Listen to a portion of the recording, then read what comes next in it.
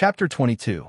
Due to its strange cultivation requirements, the invincible connate divine art was also known as the Virgin's divine art.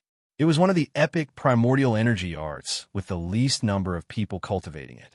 Firstly, it was because the invincible connate divine art could only be cultivated by men.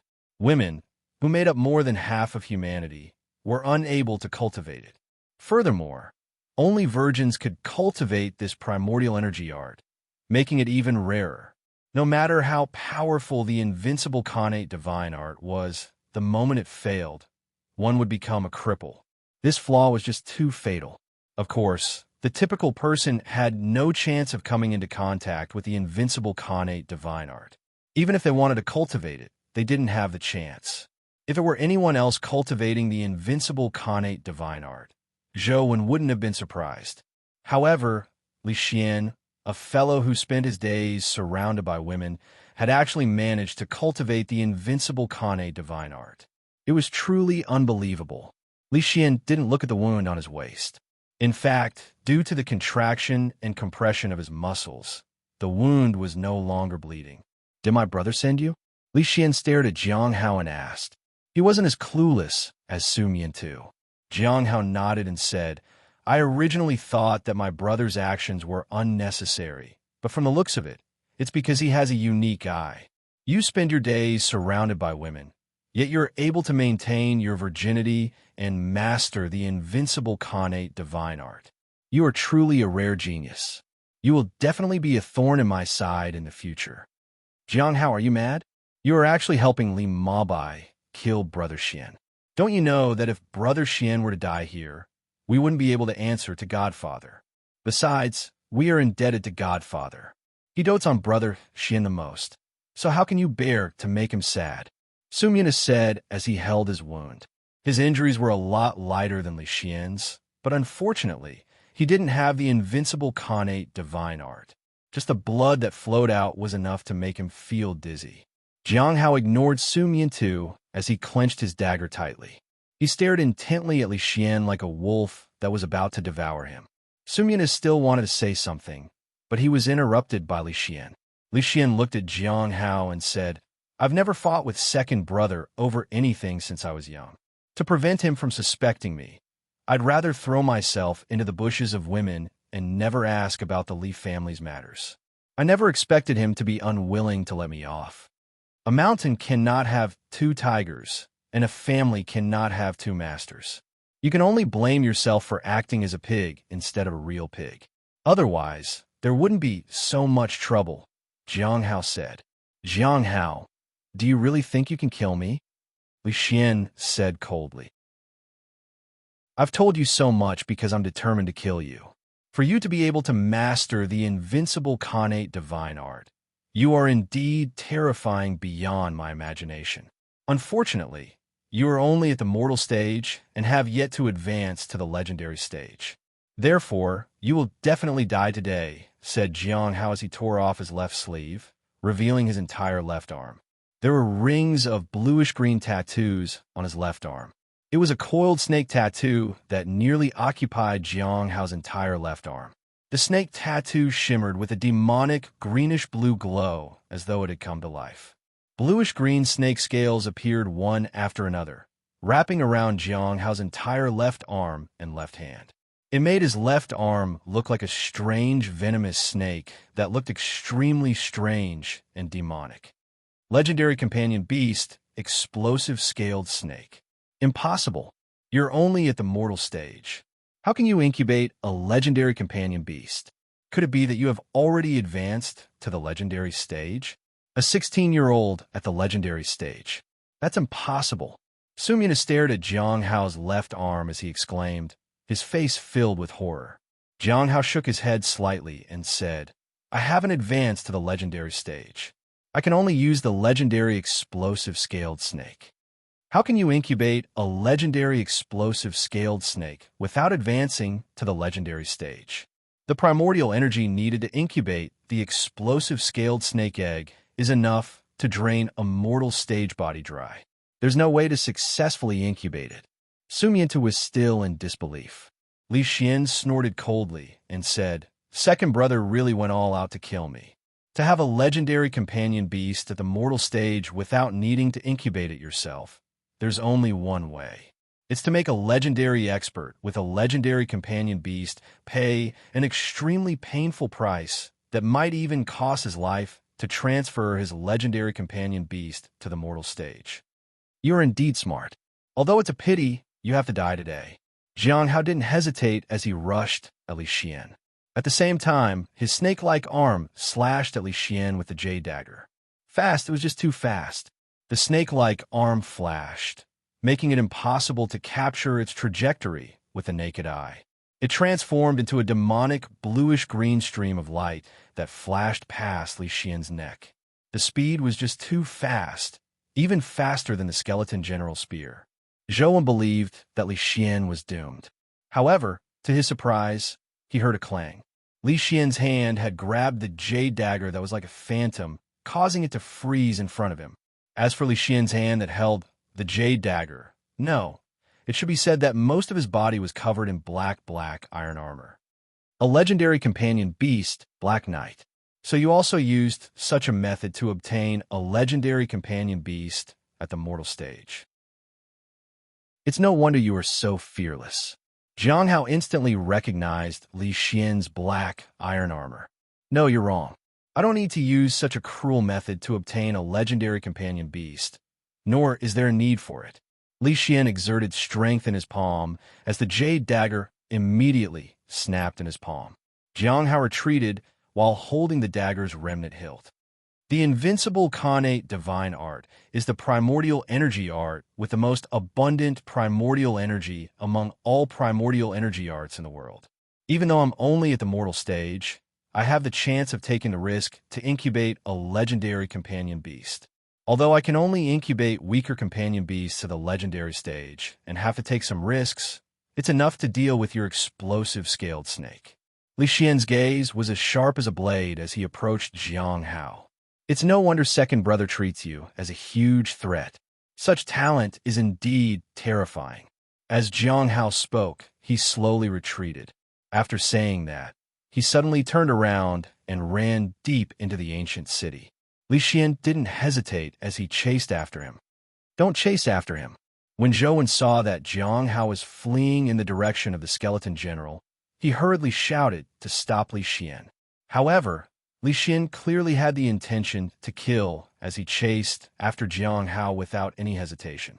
Their speed was probably 8 or 9, so it was already too late by the time Zhou chased up to them. Soon, they pulled apart as they turned a corner and vanished. Zhou slowed down and didn't continue chasing.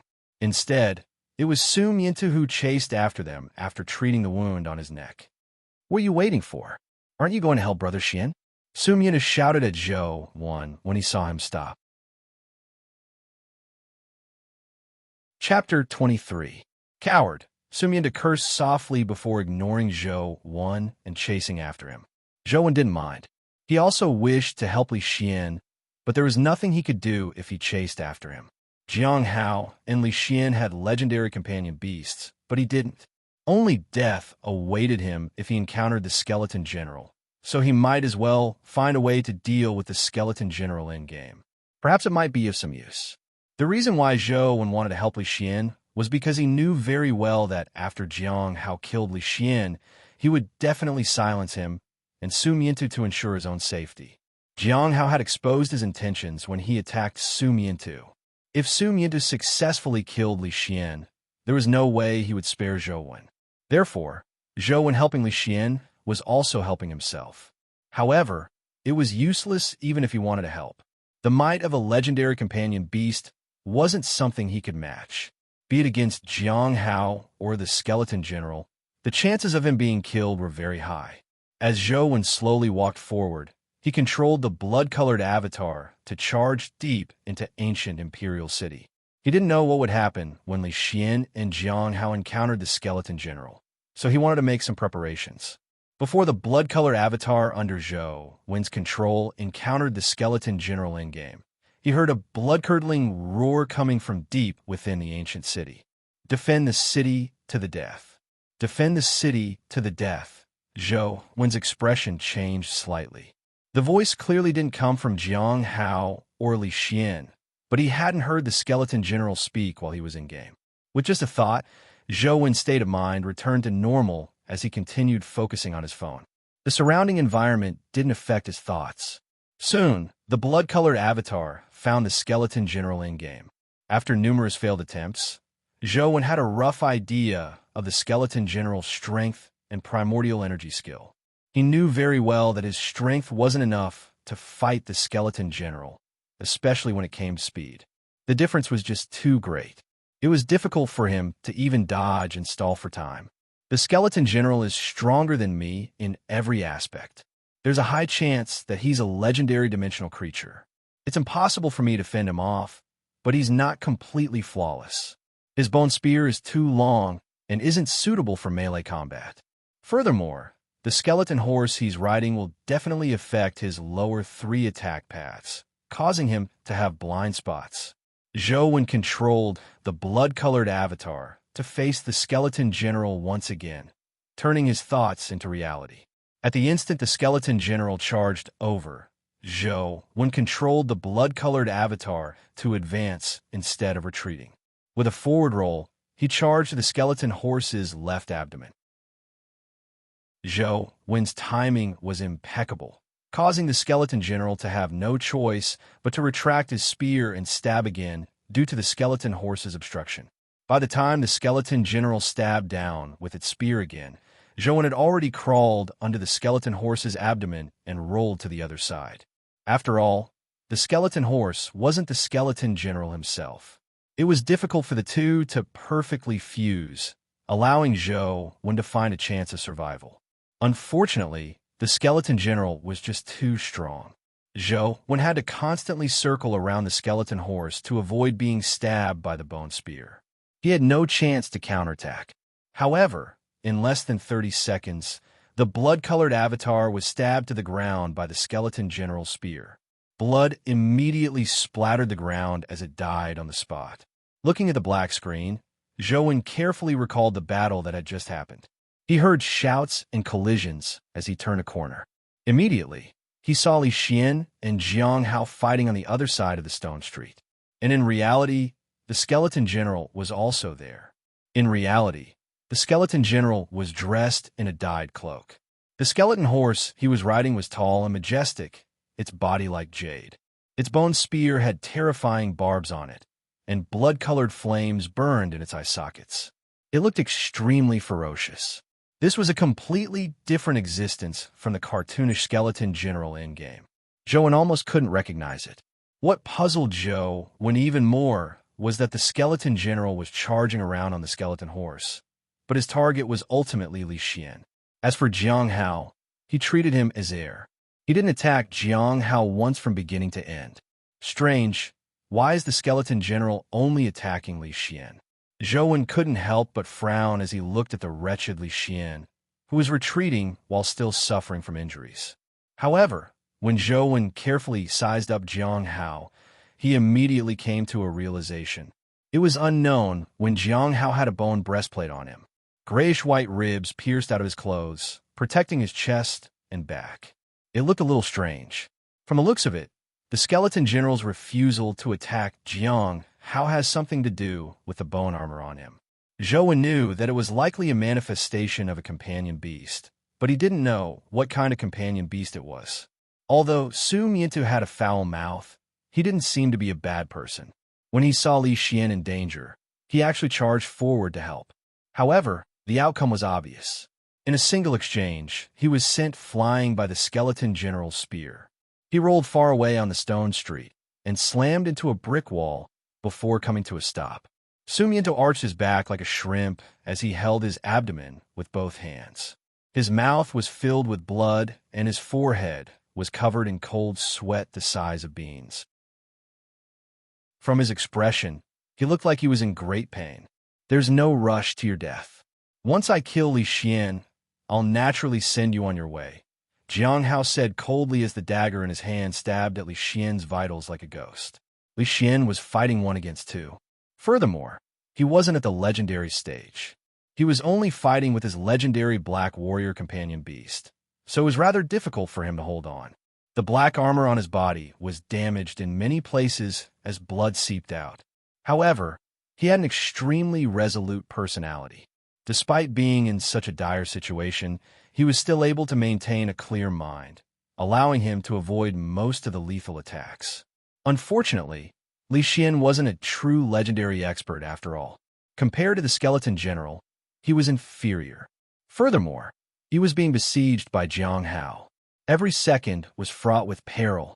If not for the Black Knight armor's extremely strong defense and the invincible Khanate divine art's ability to slow down the deterioration of his injuries, he would have long been killed.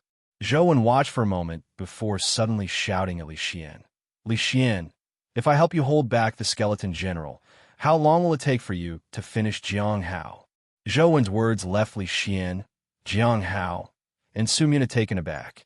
The present battle was no longer something a mortal stage could intervene in, much less a battlefield ordinary high schoolers could participate in. Su Mian felt that Zhou Wen had to be crazy. Unfortunately, he didn't have the strength to speak. Otherwise, he would have mocked Zhou Wen. Although Jiang Hao didn't believe that Zhou Wen was crazy, he didn't believe that Zhou Wen could do anything. Even if he were to rush forward to help Li Xian, he would only be throwing his life away. 2 minutes. I need that much time, Li Xian said without any hesitation as he risked his life. Chapter 24. Zhou Wen's pace gradually sped up as he entered the battlefield at an extremely opportune moment, appearing behind the skeleton general. The skeleton general acutely noticed Zhou Wen's appearance and gave up attacking Li Xian.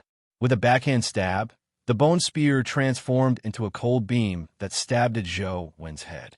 Zhou Wen didn't wait for the skeleton general to raise its spear. He crouched down and tunneled under the skeleton horse's abdomen, preventing the bone spear from aiming at his body. He nullified the skeleton general's stab. Su Mian struggled to get up as he looked at Zhou Wen in disbelief.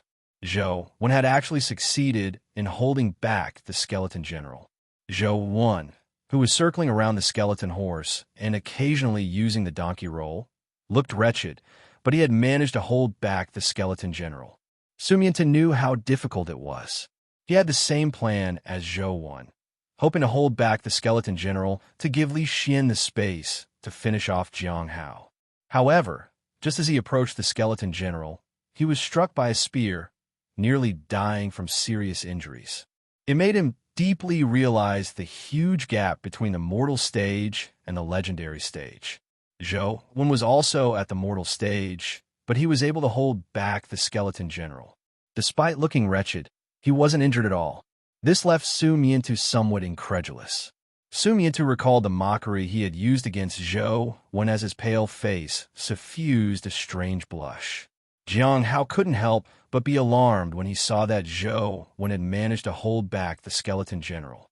He had never expected a mortal stage high school student to be able to hold back a legendary stage skeleton general. In fact, Jiang Hao had long known that the skeleton general had appeared nearby. He had planned on bringing Li Xian nearby and using the skeleton general to finish him off. Unfortunately, this plan had been foiled by Zhou Wen. Jiang Hao had no choice but to take action personally, but he ultimately failed. While Zhou Wen was holding back the skeleton general, Li Xian had already rushed towards Jiang Hao. His fists flashed like meteors as he struck Jiang Hao one punch after another. He knew that it was unrealistic to let a mortal stage person hold back the skeleton general for long periods of time. He had to finish Jiang Hao before Zhou Wen was killed by the skeleton general. Jiang Hao now truly felt how terrifying Li Xian was. He had also used a legendary companion beast and had 2 legendary companion beasts on him, but he was still nearly suffocated by Li Xian. I don't believe that I can even last 2 minutes with a legendary companion beast at the mortal stage. Jiang Hao gritted his teeth as he fought Li Xian. Bang! In just over 10 seconds, Jiang Hao was punched in the left rib by Li Xian, shattering 2 of the bone armor on his left rib. Jiang Hao's expression changed as he quickly retreated. However, when he saw Li Xian chasing after him like maggots, a ruthless glint flashed in his eyes.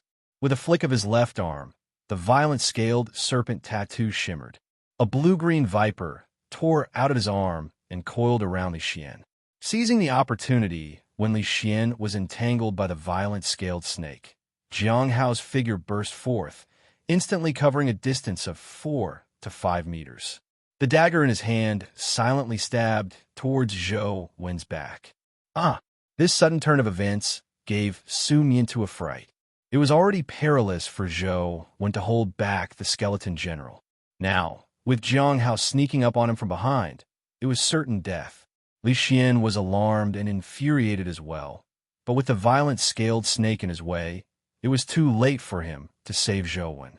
The bone spear thrust over like lightning as the dagger behind him silently stabbed at Zhou Wen's lower back. At this moment of life and death, Zhou Wen exerted strength in his legs, turning his body to the side. His waist muscles produced a powerful torque, turning his waist and twisting his upper body into a strange angle. Zhou Wen's legs were still facing the skeleton general, but his upper body had already turned to face Jiang Hao. The bone spear nearly brushed past Zhou Wen's cheek, leaving behind a thin line of blood. However, Zhou Wen's expression didn't change at all. He didn't even blink as he punched at Jiang Hao's dagger. A look of mockery flashed in Jiang Hao's eyes. Although the violent scaled snake had left his body, the bone breastplate he was wearing was also a legendary companion beast. Although it wasn't a strength-type companion beast, it augmented his strength slightly. It was definitely not something an ordinary mortal stage human could withstand. Furthermore, the jade dagger was made of special materials.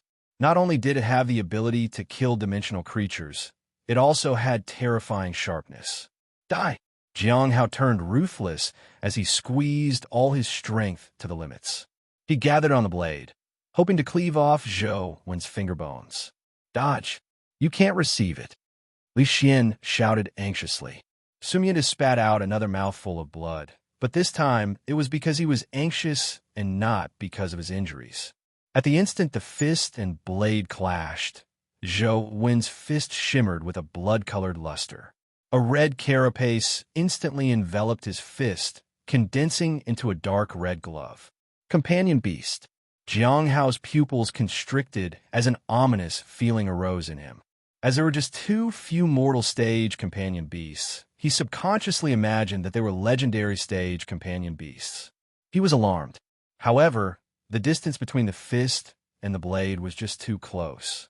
Just as this thought arose in Jiang Hao's mind, Zhou Wen's fist had already collided with the jade dagger's blade. Kacha! Under the powerful impact, the edge of the jade dagger was directly smashed open. Cracks spread rapidly, causing the entire dagger to shatter into fragments that filled the sky. Bam! Zhou Wen's fist didn't stop as it struck Jiang Hao's dagger-wielding fist, shattering Jiang Hao's fist along with the bones in his arm. Broken bones protruded from his muscles as blood splattered everywhere. Without the protection of a bone armor, his entire arm exploded like popcorn. Jiang Hao screamed in pain as he was sent flying. All of this happened in a split second. When Su Miantu saw what had happened, he widened his eyes and mouth, unable to say a word. Li Xian was delighted. Ignoring the explosive scaled snake that was coiling around him, he charged forward and smashed Jiang Hao's head in midair with a punch. He didn't give Jiang Hao any chance. Zhou Wen's mind was as calm as water. After smashing Jiang Hao's arm, he turned around like a loach and rolled, tunneling under the skeleton horse's legs and arriving behind it. He made the skeleton general, which was about to strike, lose its target once again. All of his actions were fluid without any sloppiness. It was as though he had practiced it countless times. It was pleasing to the eye. Chapter 25. The moment Jiang Hao died, his companion beasts dissipated. The explosive scaled snake and the companion beast that had transformed into bone armor exploded, transforming into primordial energy that dissipated into the world. Li Xian didn't have as much time as Su Miantu to let his thoughts run wild. After finishing Jiang Hao, he charged at the skeleton general and shouted at Zhou Wen, "Zhou Wen, I'll attract his attention." find an opportunity to deal him a fatal blow. All right, Zhou Wen retreated. Just as the skeleton general was about to turn around to chase after him, Li Xian had already punched the skeleton horse's head. This was a punch that contained the strength of a black knight, but it only managed to make the skeleton horse's head tilt slightly as it staggered. I swear to defend the city to the death. The skeleton general was enraged as the flames in its eyes flared. It let out a sorrowful roar as it charged at Li Xian with spear in hand. Li Xian relied on the strength of a black knight to barely hold his ground against the skeleton general, but he was completely suppressed. He had no means of retaliating. Zhou Wen circled the skeleton horse, preventing the skeleton general from having a chance to attack him head-on. From time to time, he would throw out Vigor Divine Fist, striking the horse's leg or body. It affected the skeleton horse's movements, giving Li Xian a chance to catch his breath. The two of them attacked the skeleton general together, but they were still in a state of chaos. The skeleton general in-game doesn't seem this powerful. Zhou Wen was somewhat puzzled. He was certain that the skeleton general in-game wasn't that strong. It wasn't just in terms of strength and speed. The most important difference was that the skeleton general in-game had a single attack pattern. It was obvious that it was an NPC in-game. As for the skeleton general in real life, it was clearly more intelligent and self-aware than the skeleton general in-game. Its combat experience was completely different as well. It was more like a general that had experienced hundreds of battles. Zhou Wen hadn't seen such a phenomenon on ordinary skeleton soldiers. Be it the skeleton soldiers in-game or in real life, they were all the same. There was no difference. What's going on? Zhou Wen was momentarily unable to figure it out. Bam! Li Xian was struck in the chest by the skeleton general's spear, sending him flying. He tumbled for about 8 meters before coming to a stop. This skeleton general is a little odd. It seems to be getting stronger. Li Xian crawled up from the ground and endured his injuries as he charged forward again. At the same time, he shouted. If it were an ordinary mortal stage being suffering such heavy injuries, they probably wouldn't be able to survive even with a legendary companion beast protecting them. However, Li Xian's invincible connate divine art was indeed powerful. He could still fight energetically. In the past, Zhou Wen had only heard of how powerful an epic primordial energy art was. Only after seeing it today did he realize how huge the difference was. The ascetic meditation he cultivated was the same as the invincible connate divine art. They were both primordial energy arts that focused on strengthening one's physique, but in comparison, the effects were far inferior. If he had suffered the same injuries as Li Xian, he probably wouldn't have been able to get up. Indeed, I still need to cultivate a top-notch primordial energy art. But where can I get one? This isn't like a primordial energy skill that can drop in-game. Zhou Wen was somewhat vexed. In the schools of the Earth Federation, especially in universities, there were many kinds of primordial energy arts taught, but at most, they were at the legendary stage. There wasn't even a single epic stage primordial energy art. Zhou Wen couldn't cultivate one of that level even if he wanted to. Bro, stop daydreaming. Quickly help me finish him off. Li Xian yelled as he was pursued by the skeleton general. His black armor was on the brink of shattering. However, Zhou Wen had no intention of helping. All he said was, "It's useless if I go up. My strength isn't enough to seriously injure him. I think it's best I flee." "Don't you have a weaponized companion beast?" Li Xian shouted. "I have a mortal companion beast.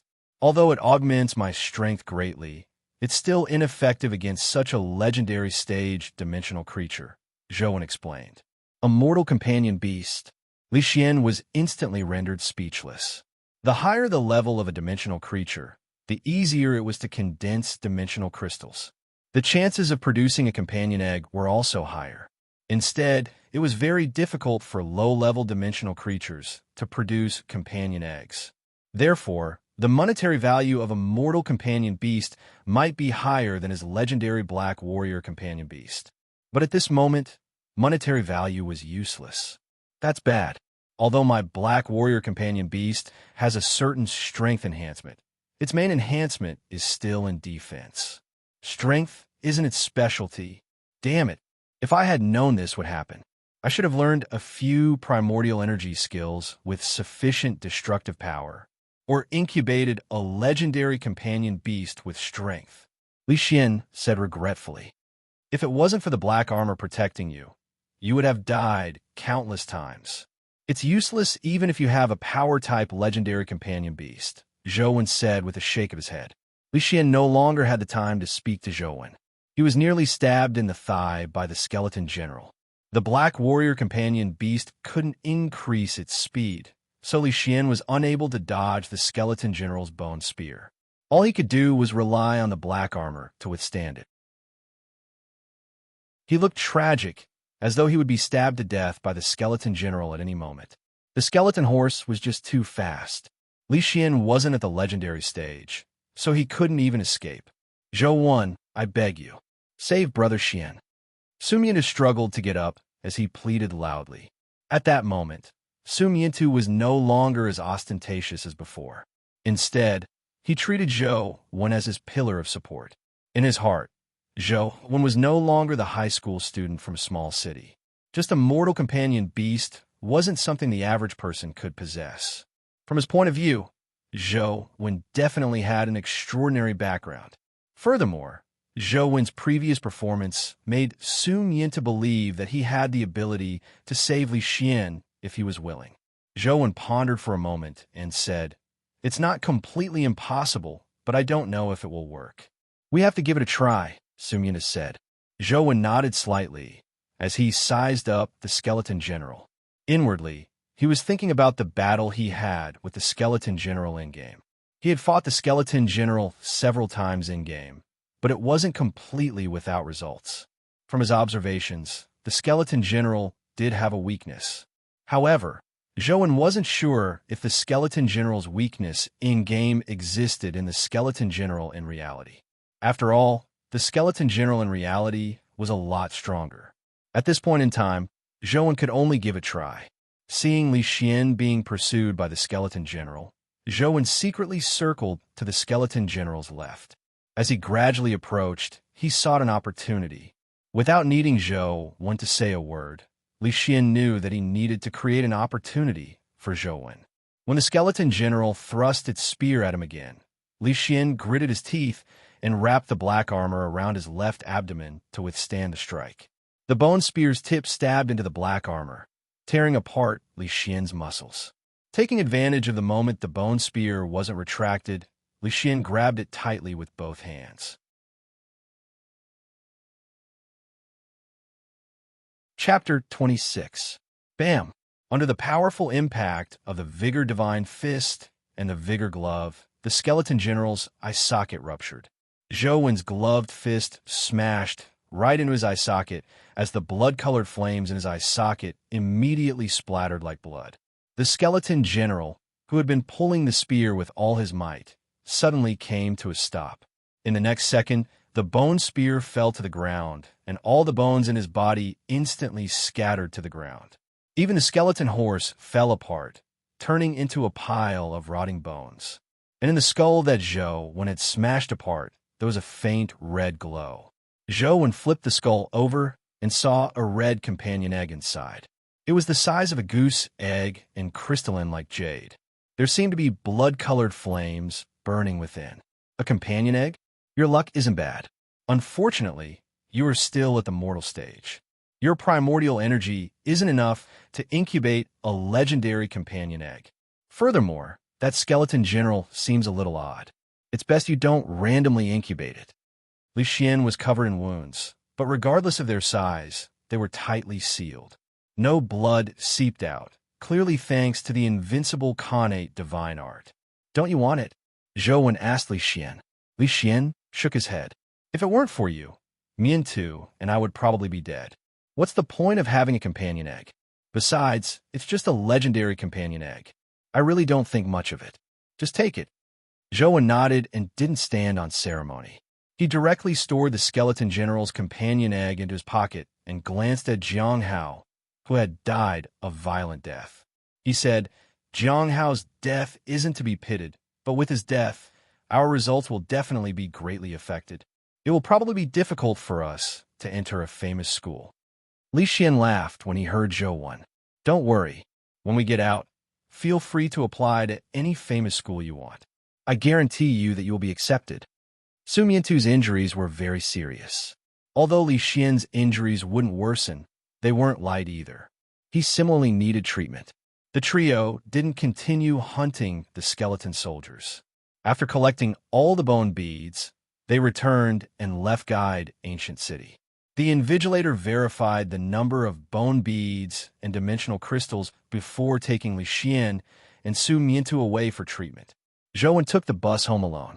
On the way, he used his phone to enter the ancient Imperial City dungeon again.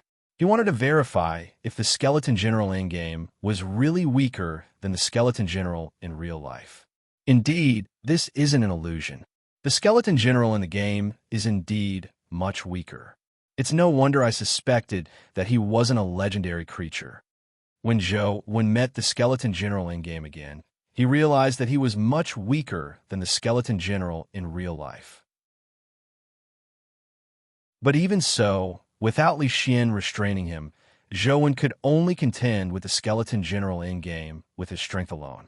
It would be very difficult to kill him. The blood-colored avatar under Zhou's control had no chance of approaching the skeleton general's eye sockets. However, Zhou didn't mind. He continued using all his strength to control the blood-colored avatar to deal with the skeleton general. To Zhou, since he already knew the skeleton general's weakness, it was only a matter of time before he killed him alone. All he needed to do was do his best. After returning home, Zhou continued leading the same life as before. Apart from sleeping, he would game and grind dungeons even when he was eating or using the bathroom. With Zhou's constant hard work, he finally killed the skeleton general once with perfect positioning. Although the skeleton general in-game didn't drop a companion egg, it still gave Zhou a pleasant surprise. It dropped a 13-valued speed crystal. After absorbing the 13-valued speed crystal, Zhou immediately felt an electric current flow into his body as though he was being electrocuted. It made him feel like he was floating. After a while, the feeling gradually vanished. When Zhou looked at the stats in-game again, he was slightly taken aback. He had absorbed a 13-valued speed crystal. Logically speaking, his speed should have risen to 13, but now his speed was only 9. It was much lower than he imagined. After some thought, Zhou roughly understood why this was the case. Teacher once taught me that although absorbing a legendary crystal at the mortal stage has good effects, it isn't enough to raise one's physique to the legendary stage. Only by raising my primordial energy art to the next realm can I continue raising my physique by using legendary dimensional crystals. From the looks of it, that's the reason. Zhou couldn't help but frown slightly when he thought of this. He originally wanted to use ascetic meditation to advance to the legendary stage, but after witnessing the might of the invincible Khanate divine art, it was clearly not a good choice to use ascetic meditation to advance to the legendary stage. But if I don't use ascetic meditation to advance to the legendary stage, where can I get an epic primordial energy art? Zhou was momentarily at a loss for a solution. A few days later, the results of the college entrance examination were announced. Zhou's scores were among the best, and his combat test results were ranked second. He was only lower than Li Xian and ranked above Su Miantu. From the looks of it, it was as Li Xian had said. Jiang Hao's death didn't affect their combat test results. Just as he was thinking about this matter, his phone suddenly rang. Zhou took out his phone to take a look and realized that it was an unknown number. After picking up the call, Li Xian's voice sounded. Zhou, have you seen the results of the college entrance examination? I should have given first place to you, but this first place is of special use to me. Therefore, I shamelessly took first place. I'll make it up to you in the future. We agreed on fourth place. It's already very good to get second place. Actually, I don't care what place I get as long as it doesn't affect the school I apply for, Zhou said. Let's not talk about that. Anyway, I owe you a favor. I'll definitely return it in the future. Li Xian paused before continuing. I'll be studying at Sunset College in the future. Are you interested in coming to Sunset College? It's better to have more friends and take care of each other. Sunset College? Zhou wore a thoughtful look. Sunset College was one of the famous schools in the league's East District. It was at least ranked in the top 10 of the East District. Furthermore, Sunset College had a dimensional zone. Sunset College students could enter it for combat during their college years, making it much better than the typical university. Entering Sunset College wasn't a bad choice. The only thing that worried Zhou was that Sunset College was located in Luoyang City, and the Yin family was in Luoyang. Zhou didn't wish to be too close to the Yin family, so he was hesitant about going to Sunset College.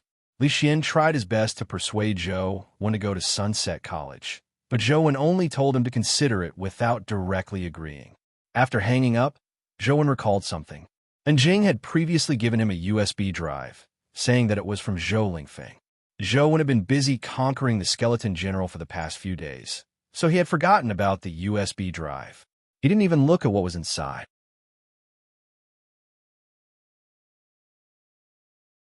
Chapter 27. Zhou was somewhat surprised. He had heard of the sun strafe art before. It was an epic cultivation technique that was in no way inferior to the invincible connate divine art. In comparison, the sun strafe art was even more precious. After all, the invincible connate divine art had harsh cultivation requirements, but the sun strafe art didn't have many requirements. As long as one was willing to put in the hard work, even someone with mediocre talent would have a certain level of success. Furthermore, the sun strafe art was a primordial energy art with strong offensive capabilities. It was much more popular than the invincible connate divine art that was mainly used to strengthen one's physique. However, according to what Zhou knew, the sun strafe art was a primordial energy art unique to a bigwig in the league. Apart from the bigwig's descendants, no one else had a chance of obtaining the sun strafe art. Why does Dad have the sun strafe art? It's most likely obtained through the Yin family's influence, right? Zhou guessed inwardly. Zhou didn't reject the sun strafe art because of such a guess, since Zhou Lingfeng had given it to him. Even if he had borrowed the Yin family's influence, Zhou Lingfeng had to have paid the price. Since he had paid the price, Zhou naturally had no reason to reject it. He couldn't let Zhou Lingfeng down. After all, apart from his living expenses, Zhou Lingfeng had only given him a limited number of things since he was young. He could count them on his fingers. At least he didn't forget about his son. Zhou didn't immediately look at the sun strafe art. Instead, he switched off the computer, pulled out the USB drive, and prepared to get something to eat. Cultivating a primordial energy art wasn't something that could be done overnight. Even if he already had a foundation of 9 primordial energy and cultivating other primordial energy arts was faster, it wasn't something that could be mastered in half a month. There was no need to rush it. When he opened the refrigerator, he realized that there was nothing left inside. Looking at the cardboard box in the corner of the living room, there wasn't even a packet of instant noodles inside. Zhou hesitated for a moment and gave up on ordering takeout. He washed his face, changed his clothes, and prepared to head out to get something to eat. He also planned on buying some food.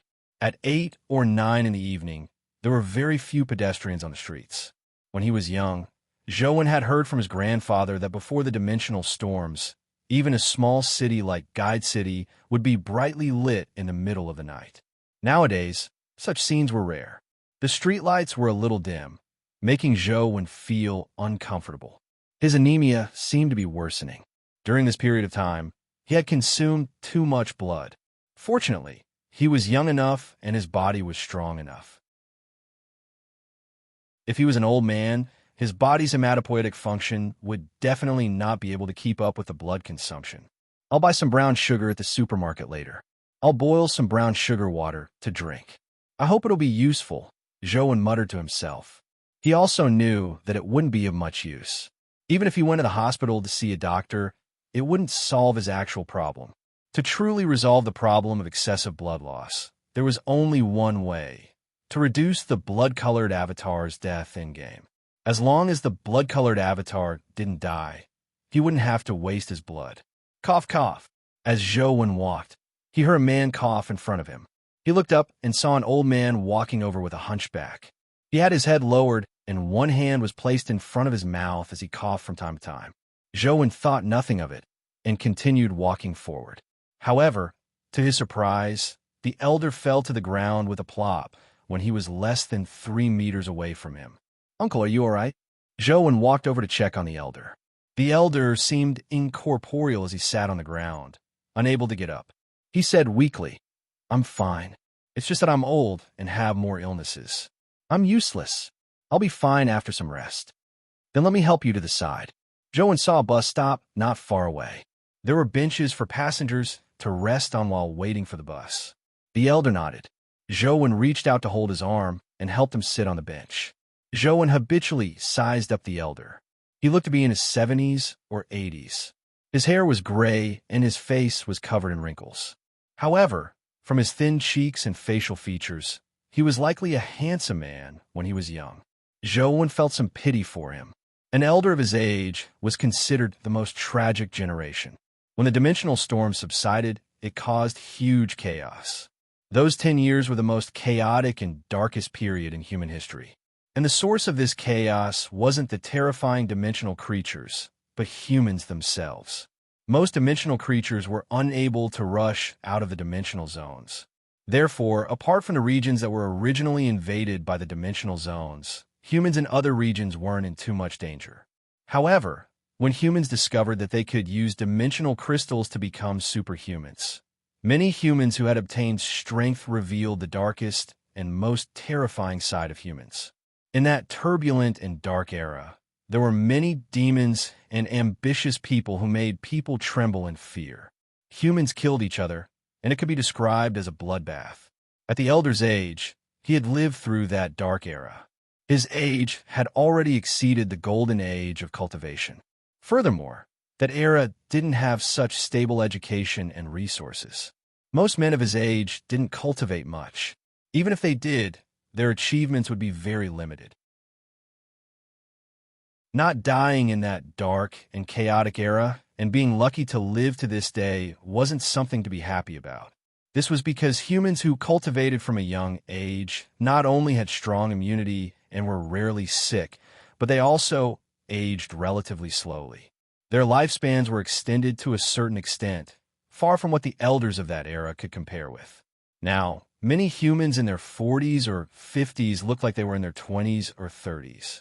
Even if they grew old in the future and reached the elder's age, they wouldn't be as weak and sickly as the elder. "Uncle, if there's nothing else, I'll be leaving first." Joan prepared to leave when he saw that the elder's condition had improved. "Young man, it's fate that we met.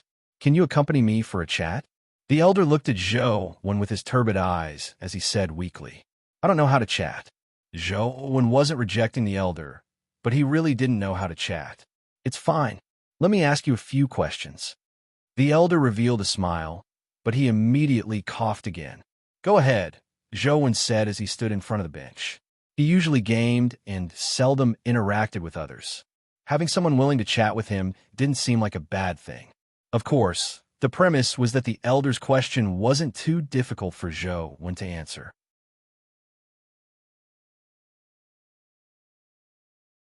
Chapter 28. Joan was still a proper virgin. He had never even been in a relationship before. Furthermore, he had always been focused on cultivation, so he really hadn't thought about this problem. The elder's question was somewhat odd, but Joan thought about it seriously and said, "Women with small breasts." The elder was delighted when he heard that. He said with a smile, "I knew it.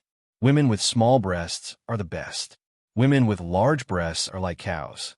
What's there to look at? Only those babies who haven't weaned off their mothers will like cows."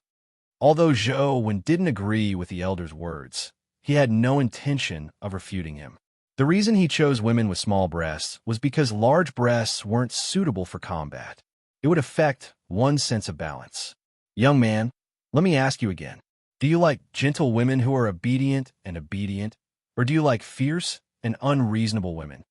Speaking of women, the old man's complexion seemed to be much better, and he continued to ask in high spirits. Joan thought to himself, "This elder sure is odd. Is there something wrong with his head? Who wouldn't like gentle women who are obedient, but would like an unreasonable shrew?" Joan originally wanted to answer that he liked gentle women, but he realized that if he continued, the elder's interest would be piqued. He was afraid that he would continue asking questions, and Joan had no interest in continuing the conversation with the elder. I like women who are unreasonable. Joan swallowed the words he was about to say and said against his will. To his surprise, just as Joan said that, the elder slapped his thigh and said excitedly, "Not bad, not bad. Women who are unreasonable are cute and interesting. Those obedient women are like dead fish. What's so fun about them? I never expected you to have such a good eye for women at such a young age." The elder had the intention of treating Zhou Wen as a confidant.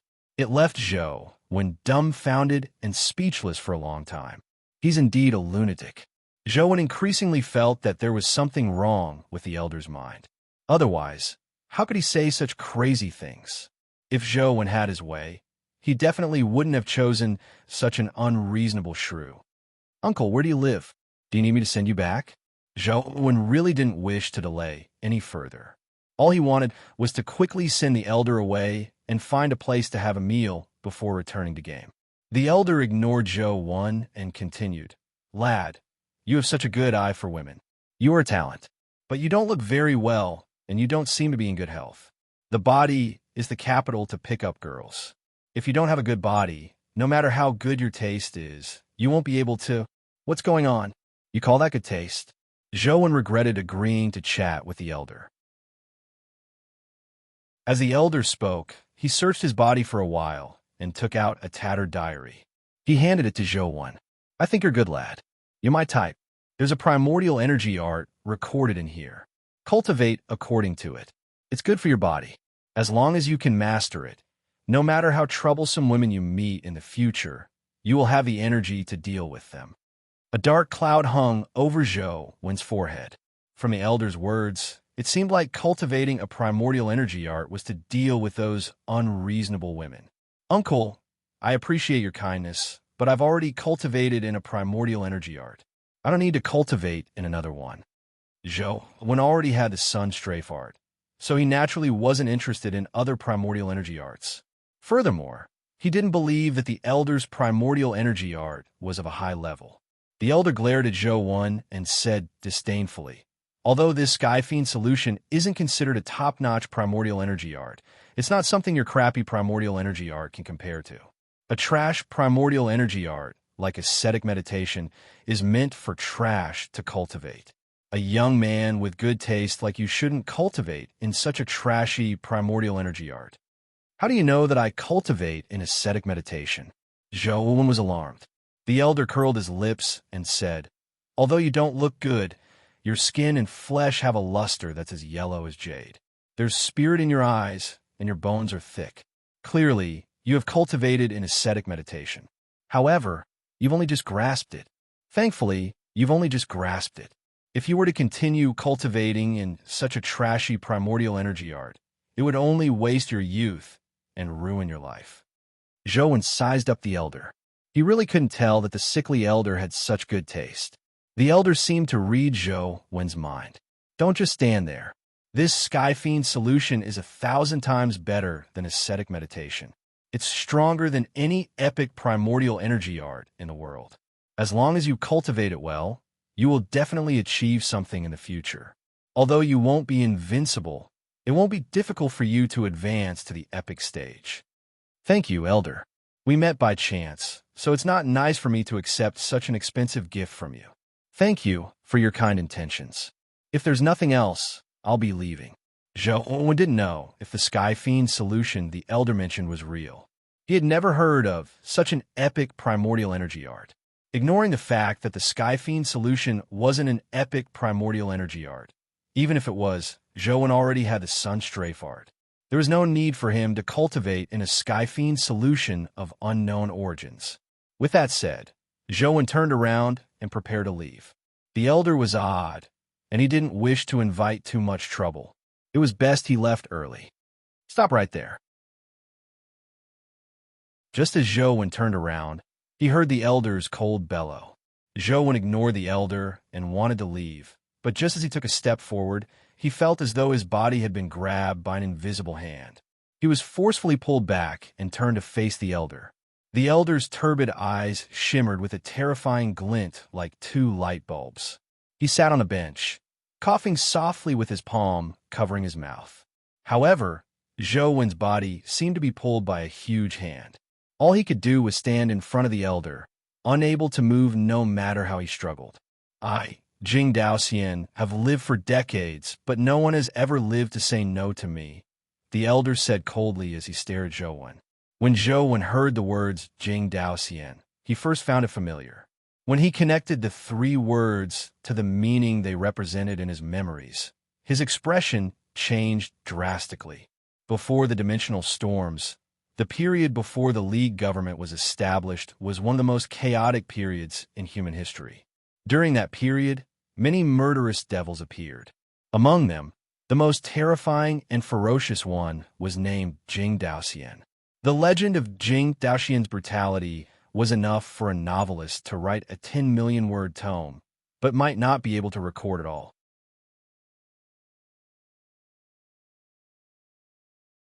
Chapter 29.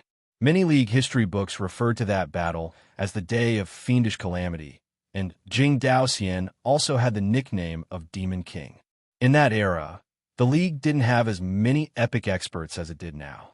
To kill 27 epic experts in a row, nearly slaughtering more than half of humanity's experts, causing humanity's strength to regress by at least a decade. Zhou Wen stared at the elder in front of him, unable to connect the sickly elder with the legendary man who was like a terrifying demon king. You are Demon King Jing Daoxian? Zhou Wen didn't feel any fear because his body was restrained, because he knew very well that fear was useless. Are you willing to take it now? Jing Daoxian said to Zhou Wen with a faint smile. Yes. Zhou Wen answered without any hesitation. He didn't wish to die at the hands of this devil. When Jing Daoxian heard Zhou Wen's answer, he narrowed his eyes and said, You say you want it, but you don't. Even if you take it, I'm afraid you won't cultivate it. Is this fellow sick? Zhou Wen thought to himself, Of course I won't cultivate it. If that Skyfiend insight is really a primordial energy art of a devil like you, wouldn't the League government think that I'm related to you if I were to cultivate it? Wouldn't they put me on the wanted list as well? Jing Daoxian pondered for a moment before his eyes lit up as though he had thought of something. He put away the notebook in his hand and took out something else. It was a purple metal box that resembled purple copper, but it didn't have a luster like purple copper. It had a dull, frosted texture. The metal box was squarish and about the size of a cigarette case. It looked extremely exquisite and exquisite. On the box, there were strange and chaotic patterns engraved on it. In the middle were 3 words. Lost Immortal Sutra. Zhou Wen recognized the 3 words, but he didn't know what they meant. The elder placed the small purple metal box in front of Zhou Wen and used his fingers to lift the top lid. At that moment, Zhou Wen realized that it wasn't a box at all, but purple metal pieces that were connected together. They looked like purple metal name cards. The purple metal pieces were very thin. There were 13 of them, and each one was engraved with tiny words. As the words were too small, Zhou Wen couldn't see what was written on them. Jing Daoxian opened the purple metal piece, but he didn't read the words on it. He only waved it in front of Zhou Wen before folding it back together, turning it into a purple metal piece the size of a cigarette case. Then, he placed it in Zhou Wen's hand. This records a primordial energy art. It's very interesting. Take it back and slowly cultivate it. Jing Daoxian gave a strange smile, revealing his white teeth. Jing Daoxian stuffed the Lost Immortal Sutra into Zhou Wen's hand before hunching his body and coughing lightly. He walked off the long street and soon disappeared into the dark street. Only then did Zhou Wen feel the invisible force dissipate as he regained control of his body. He glanced in the direction where Jing Daoxian had vanished and couldn't see him anymore. He hurriedly looked down at the metal piece in his heart. The history books say that Jing Daoxian has an eccentric personality and does things according to his whims. It's true from what I've seen today. Legend had it that Jing Daoxian was temperamental. Killing was as simple as eating and drinking. He didn't have any morals at all. Zhou Wen didn't believe that Jing Daoxian would be so kind as to give him a high-level primordial energy art after meeting him by chance. Zhou Wen flipped the metal piece over and over again, but he didn't find anything special about it. Without opening it, it looked like a metal cigarette case. After some thought, Zhou didn't open the lost Immortal Sutra's contents. He had the mysterious phone and the sun strafe art. He was destined to become an expert, so there was no need for him to take the risk to cultivate the primordial energy art Jing Daoxian had given him. After hesitating for a moment while holding the metal piece, Zhou carefully put it into his pocket. Firstly, he was afraid that Jing Daoxian was still spying nearby. If he were to throw it away now, Jing Daoxian might fly into a rage and kill him to vent his anger. Secondly, Zhou didn't know if there were any traps in the Lost Immortal Sutra that could harm others. If he randomly threw it away, he might end up harming others. After taking another look in the direction Jing Daoxian had vanished in, Zhou turned around and continued walking towards the supermarket. Just as Zhou turned to leave, the corners of Jing Daoxian's mouth curled up slightly as he sneered with a strange expression. I originally found you pleasing to the eye and gave you an opportunity, but I never expected you to be a layman. No one can live comfortably in this world after rejecting me, Jing Daoxian. Cultivating the Lost Immortal Sutra means death, but not cultivating it also means death. If you want to blame someone, blame yourself for not knowing what's good for you. Suddenly, Jing Daoxian frowned slightly. He caught up so quickly. With that said, Jing Daoxian walked to the other end of the city and quickly vanished into the city's night. Zhou hadn't walked far when he suddenly saw a few people running over on the street in front of him. They were wearing black uniforms that looked like police uniforms, but they were somewhat different. Zhou sized them up carefully, but he didn't recognize them. There were men and women in the group, and most of them looked to be in their 20s or 30s. Leading them was a man in his 30s. His face was fair, but he had a mustache above his lips. He was thin, and the tip of his nose was slightly hooked. His eyes were as sharp as a knife. Classmate, did you see an elder in his 70s or 80s when you came over from the front? The group of people ran past Zhou, but none of them looked at him. However, not long after they ran, the man in the lead suddenly stopped and turned around to look at Zhou. There seems to be such an elder. He went that way. Zhou pointed in the direction Jing Daoxian had left in. The man looked at Zhou again before nodding and thanking him. Then, he led the group of uniformed men and women in the direction Zhou had pointed in. Zhou waited until they were far away before turning to leave. He really didn't wish to be embroiled in such trouble. Peacefully attending school and gaming was the life he pursued. This time, he finally arrived at the supermarket successfully. After buying enough food, Zhou returned home as usual and continued his grinding in game life. After playing until past 1 in the morning, Zhou forced himself to put down his phone and lay in bed to sleep. Zhou's sleep quality had always been good. Perhaps it had something to do with his talent. Zhou could quickly get into a groove when he was studying, and it was also very easy for him to fall asleep when he slept. He would fall asleep in less than 3 seconds after lying in bed. Zhou originally imagined that he would sleep until dawn like before, but he felt something amiss when he slept in the middle of the night.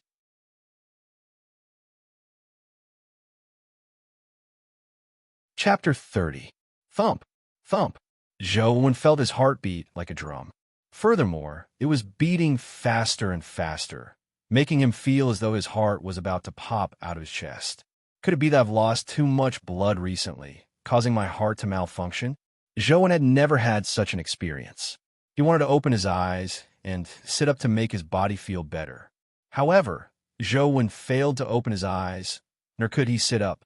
He couldn't even move his fingers. It felt like he was trying to get up to pee in his sleep, but he couldn't get up. What's going on? An ominous feeling arose in Zhou's heart. He was certain that he wasn't dreaming. His mind was extremely clear. What made Zhou feel even worse was that something seemed to be pressing down on his body. It was getting heavier and heavier, making his chest feel stuffy. He was almost out of breath. Even so, Zhou still couldn't open his eyes or move. It was as though he couldn't wake up from his dream. Could it be that I've encountered the ghost pressure that Grandpa told me when I was young? Zhou thought to himself. As Zhou's father was very busy with work and he didn't have a mother, Zhou when his grandfather had taken care of him when he was young. In the past, his grandfather would tell him stories to coax him to sleep every night. As for his grandfather's stories, they were mostly ghost stories. Perhaps one of them was the story of the mysterious phone. However, Joan was too young back then, so he didn't remember most of the stories. There were only a few especially terrifying ghost stories that left a deep impression on Joan. He couldn't forget them even now. One of them was the ghost pressure. Joan felt that his present state was very similar to the ghost pressure that his grandfather had mentioned. His mind was very clear, but he couldn't wake up or move his body. His body felt like it was being pressed down by something heavy as his heart raced. It made Joan feel extremely uncomfortable. He wanted to vomit, but he couldn't vomit. This feeling lasted from midnight to 6 in the morning before Joan suddenly regained control of his body. He immediately sat up in bed, ran to the bathroom, and vomited into the toilet. Joan felt like he was about to vomit his bile. He still felt a little uncomfortable. What's going on? It shouldn't be as simple as having a stomach ache, right? Joan suddenly recalled his encounter with Jing Daoxian last night and couldn't help but be alarmed. Could it be related to Jing Daoxian? Joan washed his face and turned to the living room. He took out the stack of purple metal cards he had hidden in the drawer. The metal card didn't change at all. The words Lost Immortal Sutra were clearly engraved on the metal card. Jing Daoxian is temperamental. I previously rejected him. He definitely doesn't have any good intentions in giving me the Lost Immortal Sutra. Perhaps the problem lies on the metal card. Could it be poison? Joan suspected that Jing Daoxian had drugged the purple metal card with hallucinogenic drugs that could seep through the skin and affect the human body. The school had taught such general knowledge, and Zhou Wenxue was pretty good at it. He used pliers to place the purple metal card in a glass container and did some simple tests, but he didn't discover any toxic reactions. There's no poison on it? Or could it be that the composition of the poison is rather special and can't be detected by ordinary methods? Zhou frowned slightly. After a while, Zhou felt that his body had returned to normal. His heartbeat slowed down, and he no longer felt like vomiting. Zhou suspected that it was really just a stomach ache. After taking some diarrhea medicine that he had prepared at home, his body seemed to return to normal. There were no other abnormalities. As he paid attention to his body, he gamed and grinded. Now, Zhou had the ability to kill the skeleton general alone in-game. However, it took him a little longer. It took him nearly an hour to kill the skeleton general once. The second time he killed the skeleton general alone in-game, nothing dropped.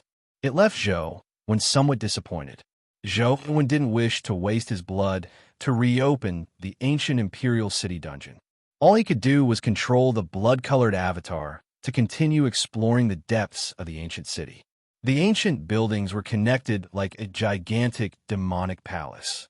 Zhou had the intention of entering the ancient buildings to take a look, but he was afraid that he would waste his blood if he died. The deeper they went into the ancient Imperial City, the more skeleton soldiers they encountered. Towards the end, the skeleton soldiers on the streets surged forward like a tidal wave. There was no end to them, no matter how many they killed. However, the skeleton general never appeared again. After battling into the night, the streets were still filled with an endless sea of skeletons. Zhou had no choice but to control the blood-colored avatar to storm out and quit the game. He hadn't had a good rest last night, so he was a little exhausted. He wanted to rest early and rejuvenate himself to continue fighting tomorrow. Lying in bed, it didn't take long for Zhou to fall asleep. However, not long after he fell asleep, Zhou woke up again. The experience of being pinned down by the ghost from last night had befallen him once again. His heart pounded as though something heavy was pressing down on him. It made Zhou feel extremely uncomfortable. Damn it, this definitely isn't as simple as having a stomach ache. It must be Jing Daoxian's doing. Zhou had the urge to curse. He didn't have any grudge with Jing Daoxian. It was only because he had rejected the Sky Fiend insight that Jing Daoxian had given him that Jing Daoxian had made him suffer. It was truly infuriating. After a bitter night, the feeling of being pinned down vanished at daybreak. It was about the same time as yesterday. Only then did Zhou regain control of his body. Zhou got up again and rushed to the bathroom. This time, he vomited more than yesterday. He felt like he was about to vomit his stomach out. Just like yesterday, the discomfort quickly vanished. If it wasn't for the excruciating pain and the fact that the vomit hadn't been flushed down his throat, Zhou would have suspected that the discomfort from before was just an illusion. Zhou was now certain that there was definitely something wrong with his body. Furthermore, there was a high chance that Jing Daoxian had done something to him. It was clearly unrealistic to seek out Jing Daoxian now. The entire Earth Federation had placed a bounty on Jing Daoxian's head for decades, but they had failed to capture him. It was too difficult to find a high school student like Zhou. Even if he was lucky and managed to find him, Zhou didn't believe that he had the strength to seek justice from Jing Daoxian. After pondering for a moment, Zhou took out the purple metal card with the Lost Immortal Sutra engraved on it again. This time, Zhou didn't hesitate as he flipped it open to read its contents. Jing Daoxian had once told Zhou that there was an interesting primordial energy art recorded inside, and that he should practice it when he returned. Zhou guessed that the solution to his body's problems was in the Lost Immortal Sutra.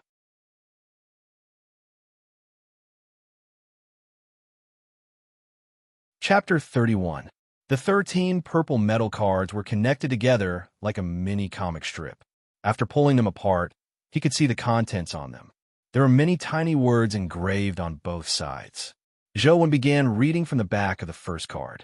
The opening was indeed the opening of the primordial energy art. It mentioned the human body's magnetic field and primordial energy, etc. As he read, Zhou suddenly felt hungry. He recalled that among the food he had bought yesterday, there was his favorite salted duck egg. Therefore, he put down the Lost Immortal Sutra, peeled a salted duck egg, and made a bowl of instant noodles. After Zhou finished eating, he returned to read the Lost Immortal Sutra again. He suddenly realized that he couldn't remember where he had read. Zhou frowned slightly. He was very confident in his memory. Although he didn't dare say that he had a photographic memory, as long as he had read and remembered the content, he wouldn't forget it even after 3 to 5 years. It had only been less than 10 minutes, and he had only read a few lines. It didn't make sense for him to forget where he had read. When he read the Lost Immortal Sutra from the beginning, Zhou was surprised to discover that it wasn't as simple as forgetting where he had read. He began reading from the beginning, but he realized that the content was unfamiliar, as though it was the first time he had seen it.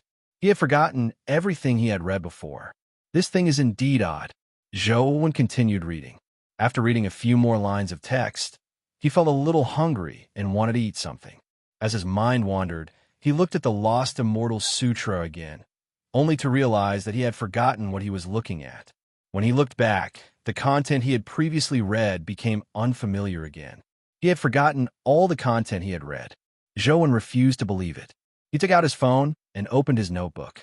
He compared the contents on the purple metal card and wanted to copy the content. However, when Zhou memorized a line and turned to look at his phone, he realized that his mind was blank. He couldn't remember the line he had memorized at all. He attempted to memorize the Lost Immortal Sutra again, and soon, Zhou realized that he could clearly memorize the content of the Lost Immortal Sutra. However, as long as he looked away and wanted to record it down, he would forget it. Zhou tried to blindly memorize the Lost Immortal Sutra as he read it, but it was useless. As long as he was distracted, he would forget the content of the Lost Immortal Sutra.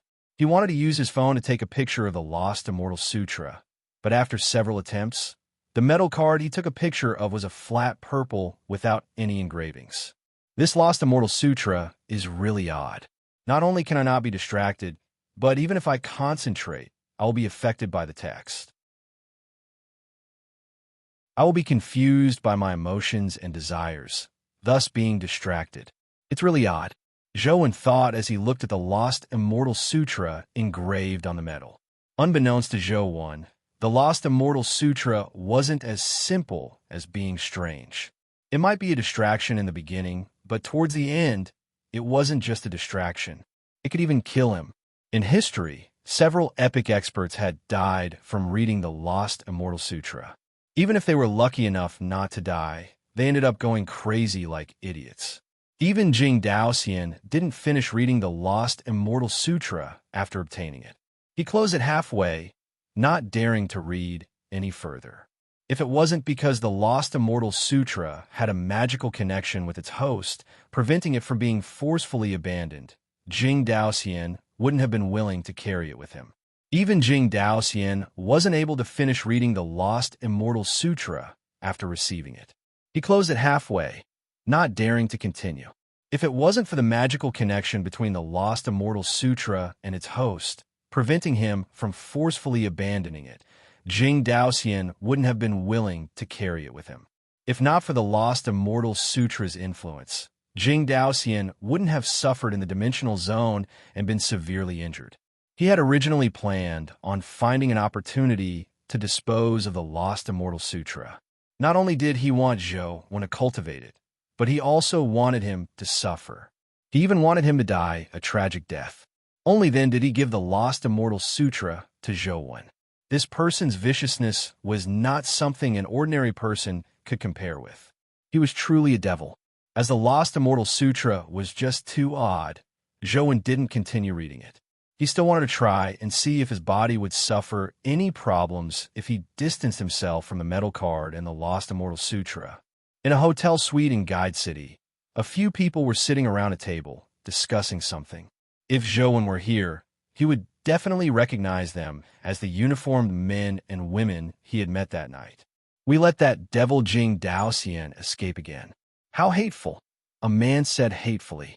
It hadn't been easy for them to track down Jing Daoxian's tracks. Furthermore, he was heavily injured. It could be said to be their best opportunity, but they still failed to catch up to him.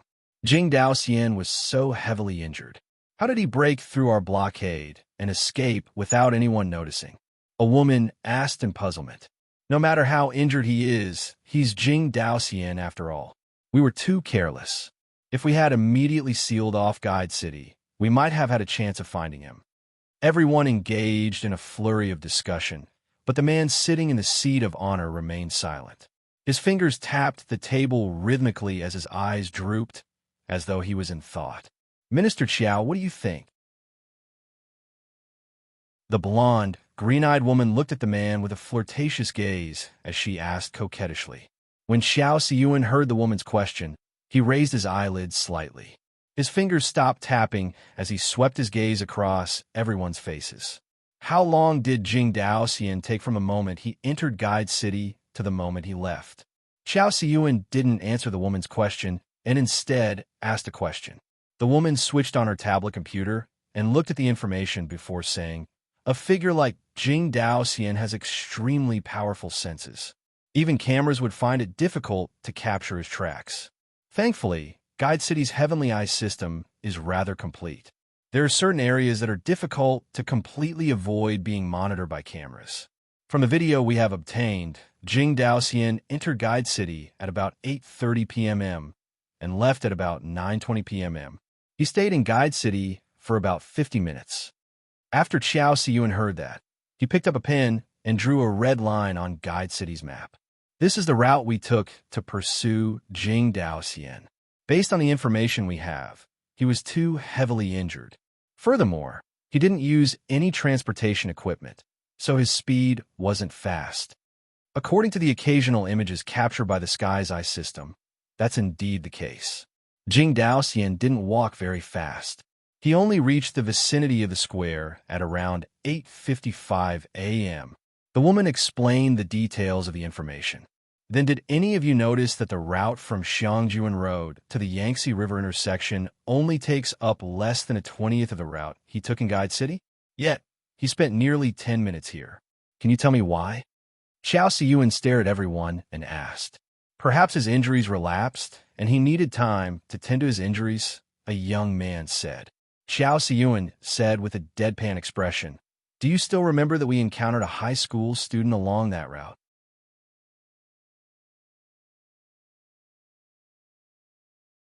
Chapter 32.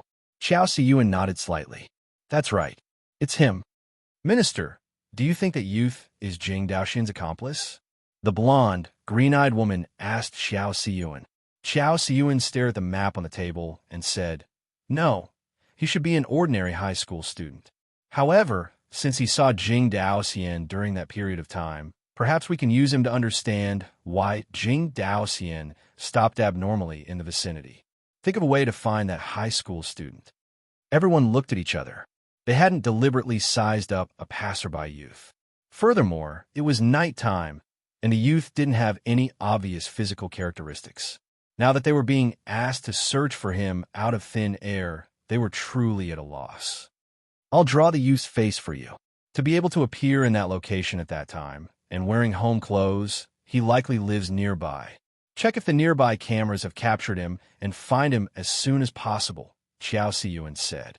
Zhou, when held the Lost Immortal Sutra, and originally wanted to place it somewhere far from home, but just as he walked out, he saw a car parked by the street. Li Xian was sitting in the car and waving at him. "What's the matter?" Zhou walked over and asked. "Let's talk in the car." Li Xian opened the car door and moved inside, gesturing for Zhou to get in. Zhou thought for a moment before getting in. Li Xian closed the car door and rolled up the windows. Then, he switched on his phone and stuffed it into Zhou hands. "Take a look at this." Zhou looked at it suspiciously and realized that the screen was a picture of a document. As the words were too small, Zhou had no choice but to swipe the screen to enlarge the photo before he could see the contents of the document. The document seemed to be a draft of information. On it was written that a new dimensional zone had been discovered near Ancient Path. Furthermore, in that dimensional zone, a companion beast in the form of an organ had been discovered. Below was some data and analysis report. "What do you mean by showing me this?" Zhou asked Li Xian in puzzlement. Li Xian said excitedly, "Ancient Path is inside Sunset College. This newly discovered dimensional zone will belong to Sunset College in the future." "So what?" Zhou still didn't understand why Li Xian was so excited. "So what?" That means that in the future, Sunset College students will have a chance of entering newly discovered dimensional zones and obtaining companion beasts in the form of organs. Seeing that Zhou remained expressionless, Li Xian continued, "Companion beasts in the form of organs are extremely rare. You might not have heard of them, but I can responsibly tell you that they are much more precious than ordinary companion beasts. Let me put it this way. If your heart is destroyed by someone, or if you have a heart disease and are on the brink of death, if you have a heart-shaped companion beast, it can fuse with your heart and replace your original heart, making your heart function even stronger. It does sound useful." Zhou finally had a chance to speak after listening for a while. "It's more than useful. Let me tell you, do you know how many elderly people in the Earth Federation die of heart disease every year? How many people died from internal tumors? Companion beasts in the form of organs could be sold for astronomical prices. Besides, even if you don't sell it and keep it for yourself, it would be equivalent to having an additional life when you venture into dimensional zones in the future." Li Xian rambled on for a long time before finally saying that dimensional zone can produce companion beasts in the form of organs. In the future, these benefits will only be enjoyed by people from Sunset College. Don't hesitate. Follow me to Sunset College. It will be too late if you delay any longer. If this news officially gets out, top students from all over the country who want to enroll at Sunset College will swarm over. There definitely won't be enough admission slots. "All right, I'll head back to enroll now." Zhou agreed without any hesitation. Although he wasn't willing to be too close to the Yin family, he wouldn't let it affect his normal life. Since there were so many benefits to enrolling at Sunset College, Zhou had no reason to give up, much less give up because of the Yin family. "Fill out the application online and give me your identification card. Leave the rest to me," Li Xian hurriedly said. In fact, after Zhou obtained his college entrance examination results, all he needed to do was apply on Sunset College's official website and wait to be admitted. With Zhou's results, it wouldn't be a problem for him to be admitted under normal circumstances. However, things were different this time. Once the discovery of an organ companion beast was made public, the competition for spots would be intense. Zhou might not necessarily be admitted. Li Xian wanted Zhou's identification card and planned on using his connections to ensure that Zhou would definitely be admitted to Sunset College. Zhou didn't say anything else. After logging into the website with his phone to enroll, he handed his identification card to Li Xian. All right, I'll be returning to Luoyang now. If there's nothing else at home, pack up and follow me to Luoyang. I'll take you to familiarize yourself with Luoyang and Sunset College's environment, Li Xian said as he took his identification card. All right, wait a moment. Zhou got out of the car and returned to pack his things. What are you waiting for? I'll pack up with you. Li Xian got out of the car and followed Zhou home. Zhou didn't have much to pack, so after packing some daily necessities and clothes, he left Guide City with Li Xian. Guide City wasn't far from Luoyang. If it were before the dimensional storms, it would take about 3 to 4 hours to drive on the highway. However, there were many regions that had become dimensional zones. Taking a detour would take at least double the distance. It would take more than 10 hours to reach the destination. Li Xian originally wanted to chat with Zhou, but to his surprise, Zhou kept gaming on his phone the moment he got into the car. His eyes never left the phone screen, leaving Li Xian somewhat depressed. Is this fellow for real? How can he have such skills despite being so obsessed with games? Li Xian was very experienced in acting. He was even more experienced in playing the pig to eat the tiger. However, no matter how he looked at it, Zhou didn't look like he was faking it. Instead, he was truly engrossed in the game. Li Xian sat by the side and watched for a while. He saw that Zhou's phone game was extremely boring. It was all about constantly killing monsters and ants. Such repetitive and boring games had gone out of fashion decades ago. Zhou, is this game that fun? Li Xian asked as he found it boring after watching for a while. It's fun, Zhou said as he stared intently at the game. As he was afraid that Li Xian would notice something amiss, he didn't enter the ancient Sovereign City dungeon. Instead, he grinded ant nests.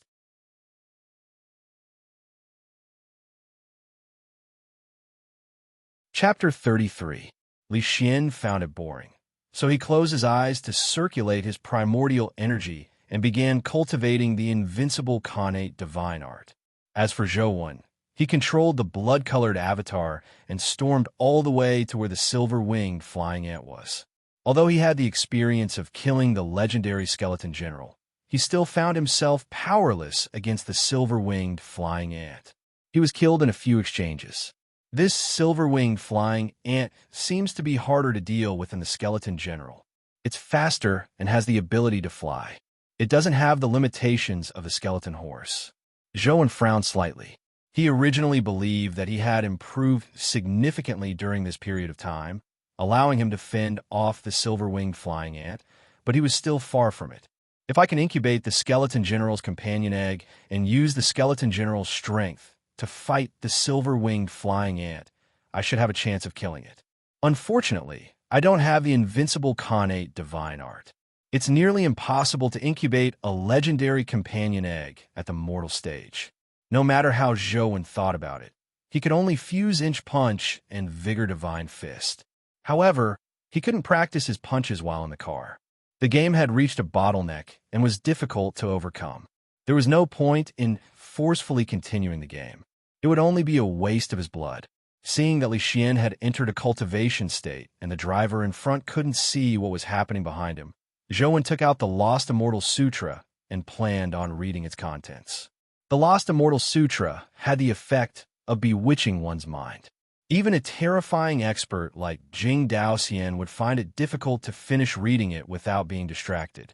However, Zhou was different. The former principal of Guide High School had once said that no matter what Zhou did, he could be absolutely focused. This was a main reason why he was good at studying and cultivating quickly.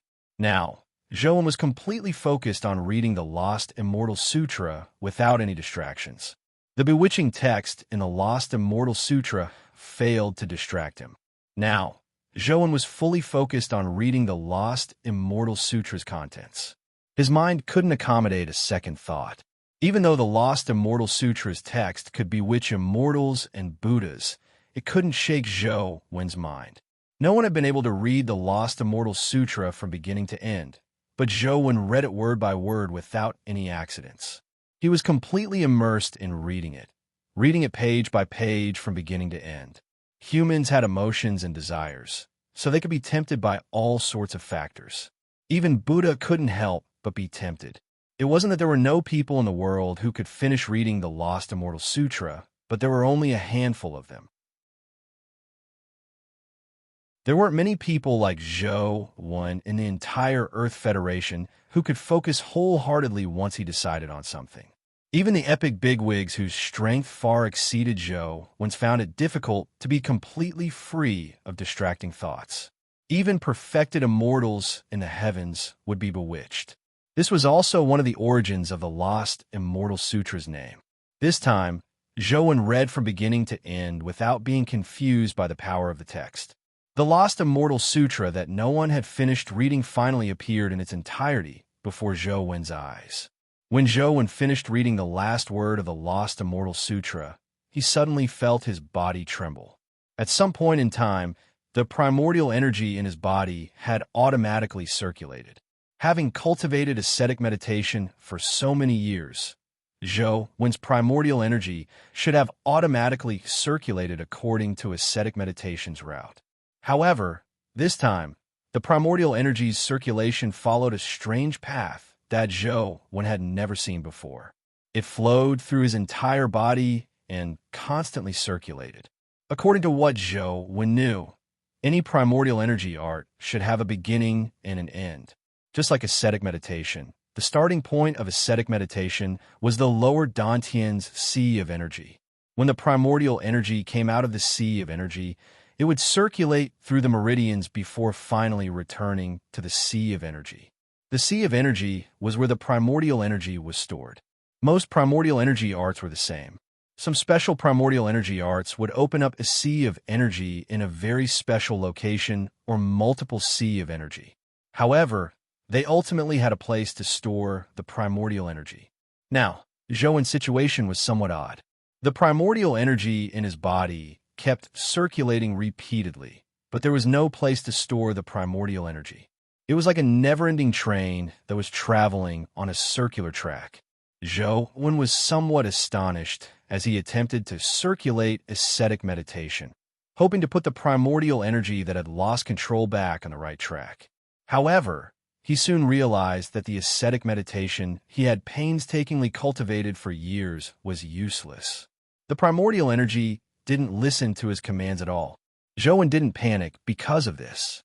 He carefully sensed the trajectory of the primordial energy in his body and soon realized that the trajectory was clearly the circulation path of the Lost Immortal Sutra.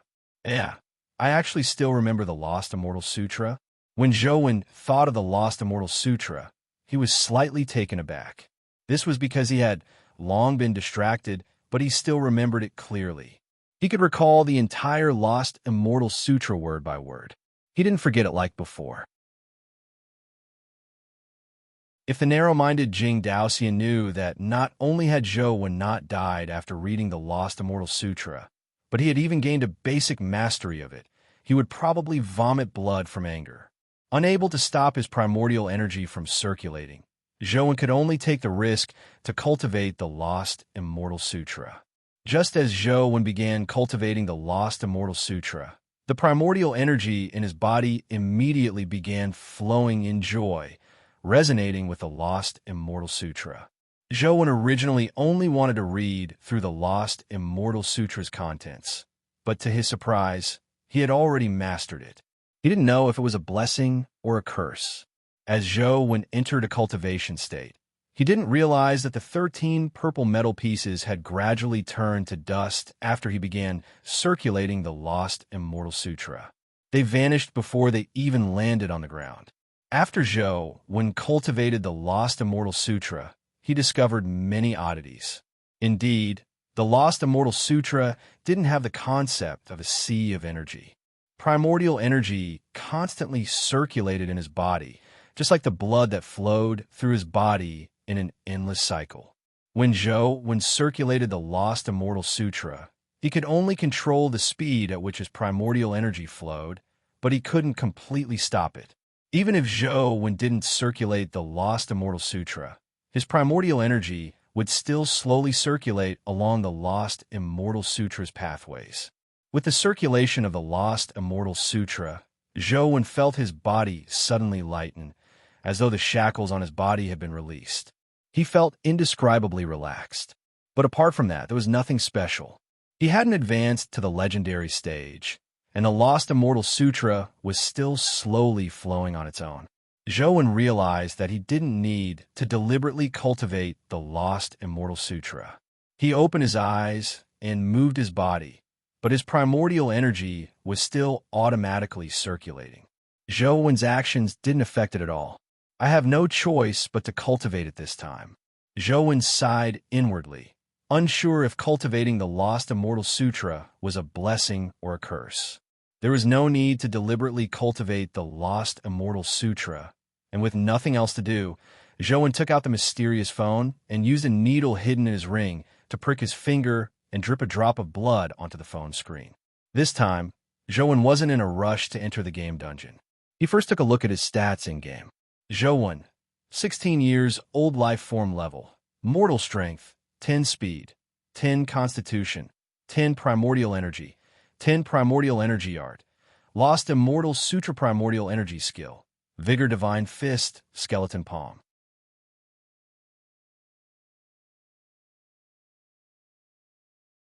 Chapter 34. Zhou was somewhat surprised. He hadn't advanced to the legendary stage, but all his stats had increased by 1, going from 9 to 10. This increase of 1 point left Zhou somewhat incredulous. This was because 9 points seemed to be the limit of the mortal stage. If he didn't advance to the legendary stage, absorbing a dimensional crystal above 10 points would be useless. This point had already been verified when he absorbed the level 13 speed crystal.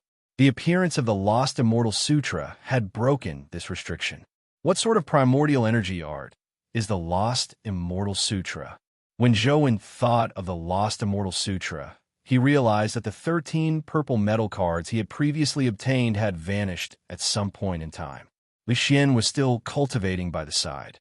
The driver in front was separated from the back by a bulletproof glass, so it was impossible for him to take away the Lost Immortal Sutra. Zhou searched his entire body, but failed to find the purple metal cards with the Lost Immortal Sutra engraved on them. How odd! Zhou frowned slightly, unsure if the disappearance of the Lost Immortal Sutra was a good or bad thing. However, since he couldn't find it, Zhou didn't press the issue. Seeing that Li Xian was still cultivating the invincible Khanate divine art, he continued gaming on his phone. However, killing ordinary vigor ants or mutated vigor ants was meaningless. After playing for a while, Zhou quit the game and leaned back to sleep with his eyes closed. The average person couldn't fall asleep just because they wanted to, but Zhou was different. As long as he wanted to sleep, he could quickly fall asleep at any time. Even if there was a mountain of blades or a sea of flames beside him, he could still sleep. This was also a kind of talent, and not just anyone could achieve it. The reason why Zhou was sleeping was because he wanted to know if he would still suffer from Ghost Crush after mastering the Lost Immortal Sutra. Badump. Not long after he fell asleep, Zhou felt his heart race again. His chest felt stuffy as though something was pressing down on it. Damn it, it's happening again. Zhou felt depressed. He had already cultivated the Lost Immortal Sutra, but the abnormal phenomenon of Ghost Crush hadn't been resolved. Not only had it not been resolved, but it seemed to have worsened. Zhou vaguely heard a strange mumbling sound. It didn't sound human, but it also seemed extremely close. He couldn't tell what it was saying, but it sounded like the murmurs of a devil in hell. He was in a daze the entire way until Li Xian nudged him awake. Only then did he wake up from his abnormal state of being pinned down by ghosts. However, unlike the previous 2 times, Zhou didn't feel any discomfort or the urge to vomit. He only broke out into a cold sweat, and when the wind blew, he felt refreshed as though he was in a much better mood. Sunset College has a semi-closed management model. After we matriculate, we will have to stay on campus. Even I'm no exception. Before that, you can stay here with me. Li Xian got out of the car and led Zhou into a villa. After the dimensional storms, due to Luoyang's rich dimensional zone resources, it quickly became a rising first-tier city in the League's East District. This was also the most prosperous area in the city. It could be said that every inch of land was worth its weight in gold. Those who could live in villas here were definitely rich or respectable. Zhou wasn't surprised that Li Xian could stay here. What surprised him was that apart from Li Xian's chauffeur, there wasn't a single servant in the huge villa. "Don't tell me you're cleaning such a huge place by yourself?" Zhou asked as he sat on the sofa. "There were a few servants in the past, but they were all taken away by me. After all, there are some things that I don't want outsiders to know." Li Xian took out a can of drink from the fridge and threw it to Zhou. He continued with a smile. "Besides, I rarely come back. As a playboy, I naturally have to spend the night with prostitutes. That's befitting of my status. As for you, just stay here. When school starts, I'll think of a way to get the school to put us in the same dormitory." "Are there no single rooms in the school?" Zhou frowned slightly. He was used to living alone from a young age. Furthermore, he still needed to game, so it was better for him to live alone. "No, the Federation has always been thinking of ways to cultivate our ability to fight as a team. Regardless of whether it is the combat test of 4 people in a team or the teamwork during university, they are all built on this principle. It's especially so for a school like Sunset College that has a military background. The management style is also half military. It's impossible to get a single room. Even if it's quiet, you can only stay in a group dormitory," Li Xian said. "And Jing also wants to enter Sunset College?" Zhou was slightly taken aback. "Definitely. Her brother is overseer in Tianzhua, a big shot in the military. She definitely wants to attend Sunset College, which has a military background." With that said, Li Xian looked at Zhou with a nefarious smile and asked, "Tell me, how did you offend in Jing? She actually transferred to Guide High School just to beat you up. Within Jing's temper, she has never done such a thing in the past." Zhou thought for a moment and asked Li Xian, "Do you know Ouyang Lan?" "Of course. If you don't even know Ouyang Lan in a place like Luoyang, it would be a waste," Li Xian said with a smile. "Don't tell me you offended Ouyang Lan? Then you sure are unlucky. It's no wonder Jing beat you up." Zhou shook his head. "I didn't offend Ouyang Lan." "Then why did you mention her?" Li Xian looked at Zhou in puzzlement. Zhou asked again, "Has anything happened to Ouyang Lan recently?" "Yes. Who in Luoyang City doesn't know that Ouyang Lan has remarried? However, she didn't hold a grand wedding. She only invited some close friends for a gathering. Outsiders don't know what kind of man Ouyang Lan married. I only heard that he's a translator. His surname seems to be Zhou." With that said, Li Xian suddenly widened his eyes as he looked at Zhou and asked, "Your surname is also Zhou? Don't tell me there's something between the two of you?" Zhou shook his head without a word. Li Xian's heart felt like it was being scratched by a kitten, but there was nothing he could do if Zhou refused to say. Zhou stayed at Li Xian's place and returned to his room. The first thing he did was call Zhou Lingfeng. Zhou Lingfeng was Zhou's father, not his son. There was no need for him to doubt Zhou Lingfeng's decision, so Zhou had no intention of getting to the bottom of what Zhou Lingfeng wanted to do. In fact, Zhou Lingfeng had never vetoed Zhou's decisions. Even when it came to a major matter like attending college, Zhou Lingfeng didn't participate in his opinions. This seemed to have become a tacit understanding between the father and son.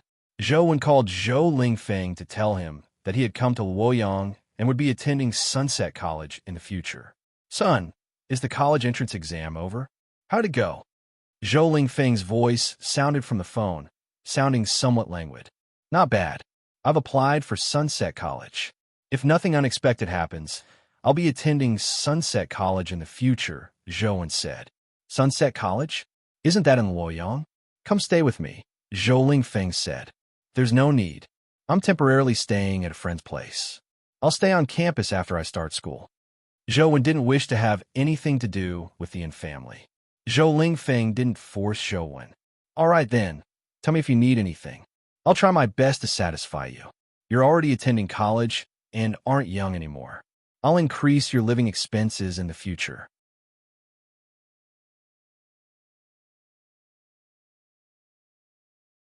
Chapter 35. What Sun Strafe Art? Zhou Lingfeng asked in surprise. "You didn't get in Jing to give me the Sun Strafe Art?" Zhou was taken aback as well. It's not like you don't know that I'm not interested in cultivation. I don't know much about such matters, Zhou Lingfeng said. Zhou fell silent. If Zhou Lingfeng hadn't given him the sun strafe art, why didn't Jing say that she had? The matter seemed to have become a little complicated. What's Jing up to? Is the sun strafe art real or fake? Zhou was momentarily at a loss. Zhou couldn't tell if the sun strafe art was real or fake. The average person had no chance of coming into contact with the sun strafe art, so it was impossible for them to tell if it was real or fake. Zhou Lingfeng continued. If it was given to you by little Jing, it might be a token of her sincerity. Keep it for now. I'll ask her when I see her. Got it. Zhou didn't say another word. Zhou Lingfeng seemed to have a good impression of the siblings. Before figuring out the truth, it was pointless to say anything else. Everyone had their own independent thoughts. Even family members couldn't be forced to see things from their own point of view. Only the truth was convincing. Zhou had understood this from a young age. After hanging up, Zhou calmed himself down. He didn't game, and instead began practicing his palm techniques. He had already tried many times, but he was ultimately unable to use Inch Punch's method of exerting force. Therefore, he could only settle for the next best thing. He attempted to fuse Skeleton Palm and Inch Punch as a reference. Without any distractions, Zhou used Inch Punch's technique while striking out Skeleton Palm. Skeleton Palm's characteristics were indeed more suitable for Inch Punch. The process was smoother than Zhou imagined. The first few punches were still a little shaky as he failed to properly coordinate the two. However, in just a few punches, Zhou had already grasped the knack of it, allowing the coordination between the two to improve. After 10 punches, Zhou's primordial energy was drained. All he could do was enter the game to grind vigor ants and obtain some primordial energy crystals to replenish his primordial energy before continuing his practice. Shortly after entering the game, Zhou was surprised to discover that his primordial energy had recovered a little without dropping any primordial energy crystals. In the past, when he cultivated the ascetic meditation, it took about an hour for him to recover a bit of primordial chi. Now, it only took a few minutes for him to recover a bit of primordial chi. The speed of his recovery was unimaginable. Is this the effect of the lost Immortal Sutra? Zhou felt the essence energy slowly flowing through his body as he felt somewhat delighted. Zhou had never heard of such a primordial energy recovery speed at the mortal stage. Regardless of whether the lost Immortal Sutra had any other uses, just this alone was astonishing. He continued controlling the blood-colored avatar to grind in-game. The mysterious phone was a touchscreen operation, but controlling the blood-colored avatar didn't rely solely on the touchscreen. Most of the time, it was controlled through thought control. The relationship between the two could be described as sharing thoughts. His thoughts and feelings were the same. He could also empathize with the blood-colored avatar's combat experience in-game. Upon seeing a mutated vigor ant crawl over, Zhou controlled the camera while using his thoughts to control the blood-colored avatar. He attempted to see if he could combine Skeleton Palm and Inch Punch. The blood-colored avatar struck the mutated vigor ant's head with its palm, but the mutated vigor ant's carapace remained undamaged. However, the mutated vigor ant charged forward a few steps before its body suddenly faltered and collapsed to the ground. 2 lines of system notification popped up on the bottom left corner of the phone screen. Killed mortal mutated vigor ant. The first line of notification wasn't anything special. Zhou had seen it many times in the past. Furthermore, the mutated vigor ant didn't drop anything. However, the second line of notification left Zhou slightly taken aback. Comprehended high-level Skeleton Palm. Skeleton Palm has evolved into Ashen Palm. Zhou glanced at the blood-colored avatar stats, and indeed, he saw that the Skeleton Palm name in the Primordial Energy skill column had vanished. Replacing it was the Ashen Palm Primordial Energy skill. Primordial Energy skill, Vigor Divine Fist, rank 9. Primordial Energy skill, Ashen Palm, rank 10. Rank 10? Wasn't the Skeleton Palm a rank 1 Primordial Energy skill? Why did it become rank 10 after evolving into Ashen Palm? Zhouwen was puzzled. The rank 10 Ashen Palm only required 5 primordial energy to be used once. It was the same as the rank 9 Vigor Divine Fist. Just based on the primordial energy expenditure, the rank 10 Ashen Palms might seem to be about the same as the rank 9 Vigor Divine Fist. Zhouwen wanted to test the might of Ashen Palm, but the typical Vigor Ant and mutated Vigor Ant couldn't withstand the might of his palm. There wasn't much of a difference between rank 1 and rank 9. After pondering for a moment, Zhouwen chose to exit the Ant Nest dungeon and enter the ancient Imperial City dungeon. As long as the blood-colored avatar didn't die, he didn't need to waste any blood after exiting the dungeon or switching dungeons. However, if the blood-colored avatar didn't die, the game dungeon wouldn't respawn. The creatures inside the dungeon wouldn't respawn either. The blood-colored avatar had previously died in the Ant Nest dungeon, so after entering the ancient Imperial City dungeon, the creatures in ancient Imperial City had already respawned. The blood-colored avatar rode the mutated Vigor Ant as it charged forward and quickly found the skeleton general that had respawned. As usual, he controlled the blood-colored avatar to jump off the mutated Vigor Ant's back and charge at the skeleton general. Using his positioning skills, he circled around the skeleton horse. After more than 10 minutes, Zhouwen finally found an opportunity. The blood-colored avatar leaped up and rode on the skeleton horse's back, sitting behind a skeleton general. However, this time, Zhouwen didn't get the blood-colored avatar to attack the skeleton general's weak point, its eye socket. Instead, he struck the back of the skeleton general's skull with his palm. The dried skeleton general's head did not suffer any damage from the palm strike, but the blood-colored flames within its skull splattered out like a smashed watermelon. The skeleton general rode the skeleton horse forward a few steps due to inertia. Then all the bones in its body dispersed, turning into a pile of bones on the ground. Killed legendary creature, skeleton general. Discovered skeleton general dimensional crystal.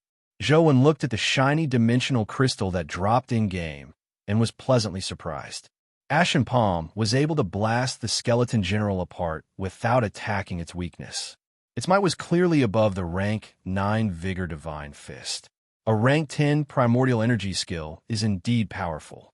I wonder if Ashen Palm has a chance of killing the silver-winged flying ant Zhou when yearned to immediately storm to the silver-winged flying ant and give a try.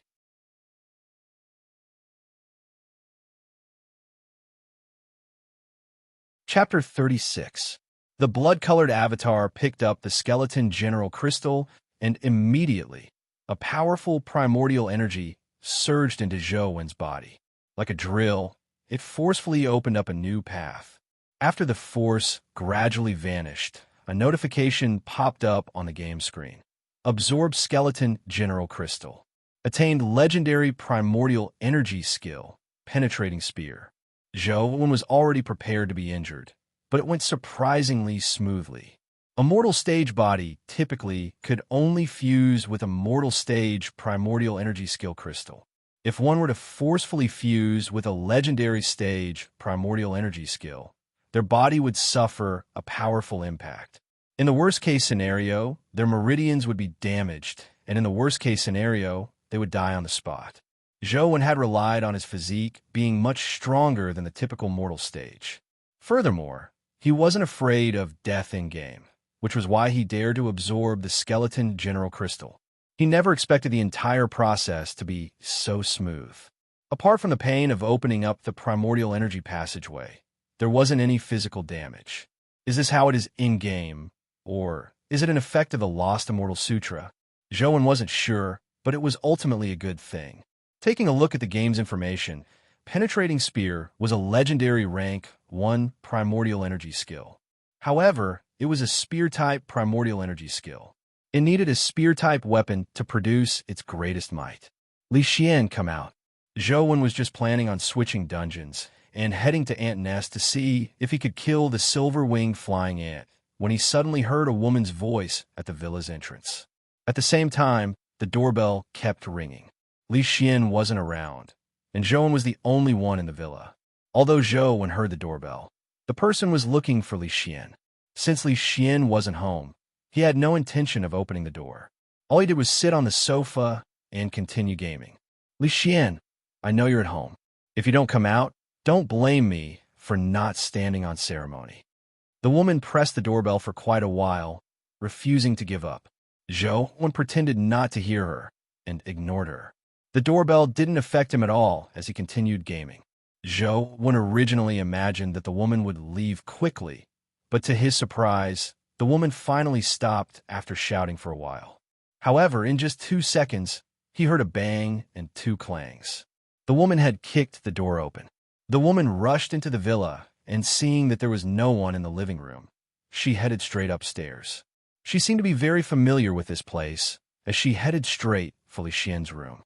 Without knocking on the door, she kicked it open. Li Xian, it's useless no matter how you hide today. Seeing that there was still no one in the room, the woman walked along the corridor and kicked the doors open one by one. After kicking through the second room, the woman saw Zhou when gaming against the headboard. The woman was delighted when she saw someone. However, when she saw that it wasn't Li Xian, her face was filled with disappointment. She glared at Zhou and asked, "What's wrong with you? I've been calling you for so long. Didn't you hear me?"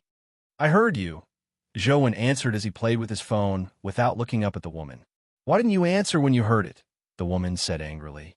"You are looking for Li Xian, not me. Why should I answer?" Zhou said casually. The woman was momentarily unable to retort. She glared at Zhou and asked, "Where's Li Xian?"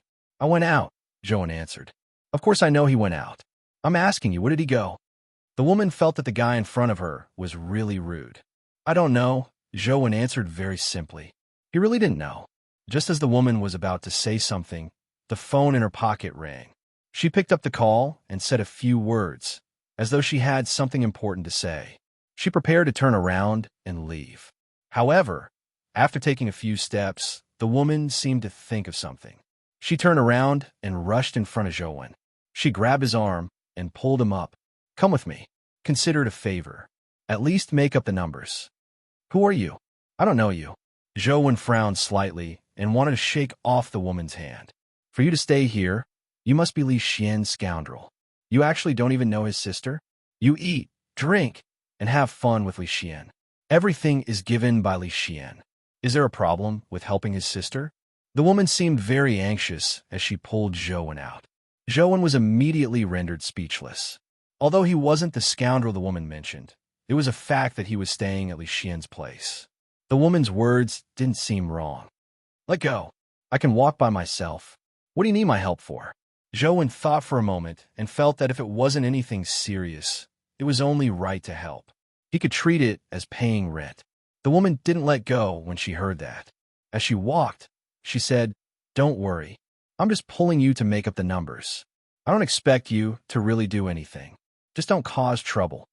Zhou didn't even know Li Xian's sister's name before he was pulled out of the villa. There was a heavy motorcycle parked at the villa's entrance. She threw the helmet hanging on the handlebar to Zhou and got on it herself. "Get on."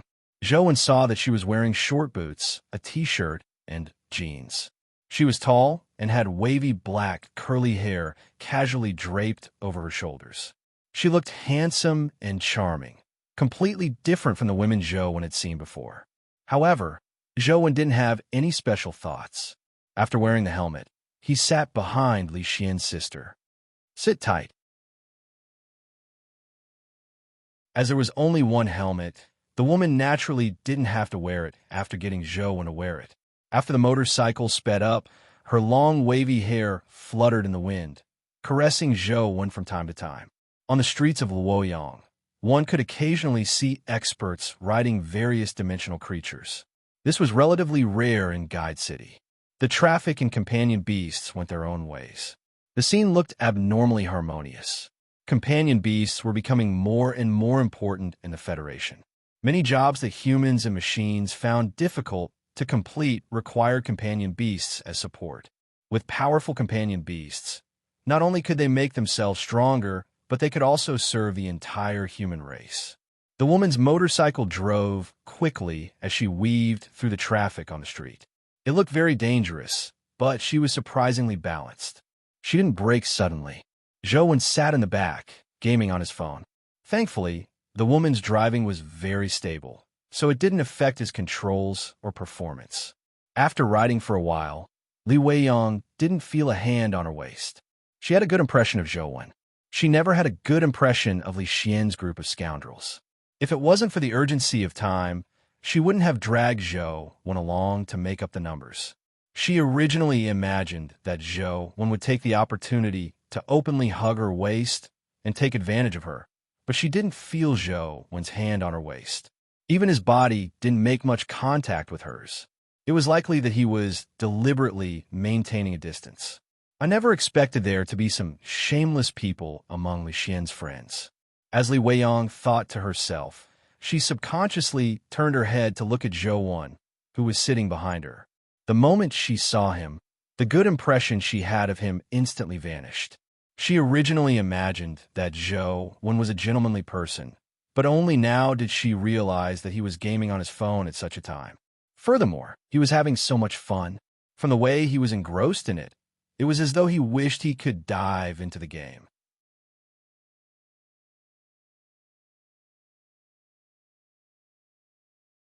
Chapter 37. Li Weiyang brought Zhou Wen to a pet arena and stopped. A few girls who had been waiting outside surrounded them and began chattering. After listening for a while, Zhou Wen roughly understood the situation. Li Weiyang and the girls were students of Sunset College. They would be Zhou Wen's seniors in the future. These female students and another female student had entered a dimensional zone to kill dimensional creatures.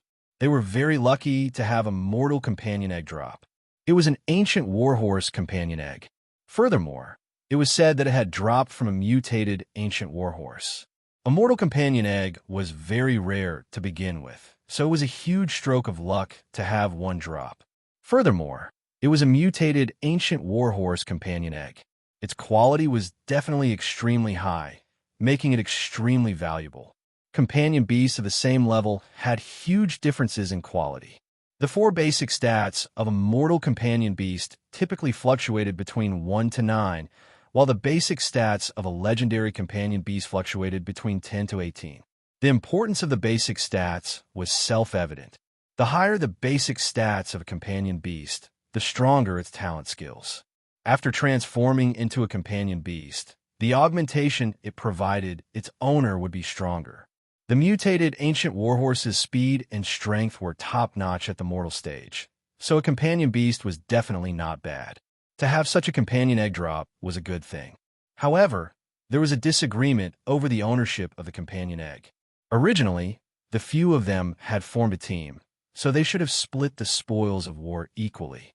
However, the girl who had obtained the mutated ancient warhorse companion egg said that she was the one who killed the mutated ancient warhorse and dug out the mutated ancient warhorse companion egg. It should be hers. The other girls were naturally unwilling, but the girl named Sue may have forcefully taken the companion egg because her boyfriend had some power in school. Furthermore, she had no intention of compensating them. The girls were infuriated.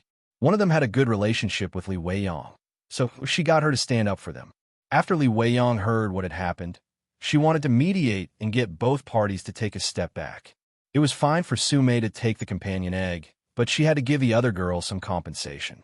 However, who knew that Sume would rely on her boyfriend's influence to not give in at all? In the end, it ended up in a stalemate. Both parties agreed to fight it out in the pet arena. The winner could directly take away the mutated ancient warhorse companion egg. Sume's boyfriend was also a senior student at Sunset College. Li Weiyang also knew him. His name was Gao Yang. She also knew that Gao Yang was rather powerful and wasn't weak. Therefore, she wanted to rope Li Xian over and get him to find more people to bolster their reputation. This was to prevent Gao Yang from going back on his word after losing. However, to her surprise, she couldn't get through to Li Xian's phone. She couldn't find him at home, so she pulled Zhou Wen over at the last minute. "Sis Weiyang, Li Xian isn't here. What should we do?" The women looked worried. Although Li Xian hadn't enrolled at Sunset College, his reputation as the prodigal son of the Li family had long spread throughout Luoyang. These girls had also heard of him. Furthermore, Li Xian often visited Li Weiyang. They had seen it before. What's there to be afraid of? Don't you have me? Li Weiyang said. But Su Mei's boyfriend, Gao Yang, is a fourth-year senior. I heard he's also very powerful. A girl said timidly. So what if he's a fourth-year senior? He's also at the mortal stage. I'm confident that I can defeat him and take back the companion egg, Li Weiyang said confidently. Zhouwen found it odd. Since Li Weiyang was Li Xian's sister, she was the Missy of the Li family. How could she not be able to settle such a trivial matter? She had even gone to the extent of having a duel in the pet arena. Zhouwen was automatically ignored by the girls. This was because although he had a good figure, his face was pale due to the excessive blood loss. He looked sickly and didn't look like someone who could fight. After entering the pet arena and arriving at an arena, they saw a group of young men and women from afar. Not only were there more people than Li Weiyang and company, but they were mostly tall boys. Leading them was a tall and handsome boy. He had his arm around a girl's waist as he sat in the spectator stands beside the arena. When he saw Li Weiyang and company walk over, he said with a smile, Li Weiyang, you really dare to come? Why not? It's not difficult to defeat you. I'll definitely take back the companion egg, Li Weiyang said. I've heard of your talent, Li Weiyang. However, you're still far from being able to fight me. Besides, I'm a fourth-year senior. It's not nice for me to bully juniors like you, Gao Yang said with a smile. Gao Yang, what's the meaning of this? Li Weiyang had an ominous feeling. Gao Yang, never bully others, so I specially found a second-year junior like you. As long as one of you can defeat him, I'll return the companion egg with both hands. Of course, the premise is that it has to be a student of our Sunset College. Outsiders don't count, Gao Yang said as he clapped his hands. In the spectator stands behind Gao Yang, a figure stood up. Gu Jian. When Li Weiyang and the other girls saw the figure's appearance, their expressions changed drastically. The more timid girls were so frightened that they were about to cry. Zhouwen stood by the side and carefully sized up the person. He was also alarmed. All his life, he had never seen a person who looked as ferocious as this person. Ugly and ferocious were two completely different concepts. This person wasn't ugly, but he left one in awe. He was like a devil. A timid person would probably be scared to death if they were to encounter him at night. Zhouwen didn't believe that looks alone could scare people to death, but Gu Jian really made one's heart turn cold. They didn't dare look him in the eye. Gao Yang, you are so despicable. You actually got Gu Jian to fight on your behalf. Are you a sore loser? Li Weiyang said with a nasty expression. Although she was very confident in her strength, Gu Jian wasn't an ordinary student. Gu Jian had the nickname of Evil Ghost of Ancient in school. It wasn't only because of his 2-meter-tall, muscular body and ferocious appearance, but also because his strength was unfathomable. His strange strength made him nearly invincible among those at the mortal stage. Gu Jian was the first person to dare beat up a senior on the first day of Sunset College's entrance exam. Although Li Weiyang had never fought Gu Jian had once defeated a fourth year who was about the same strength as her with a few punches. Li Weiyang knew that her chances of winning against Gu Jian weren't high.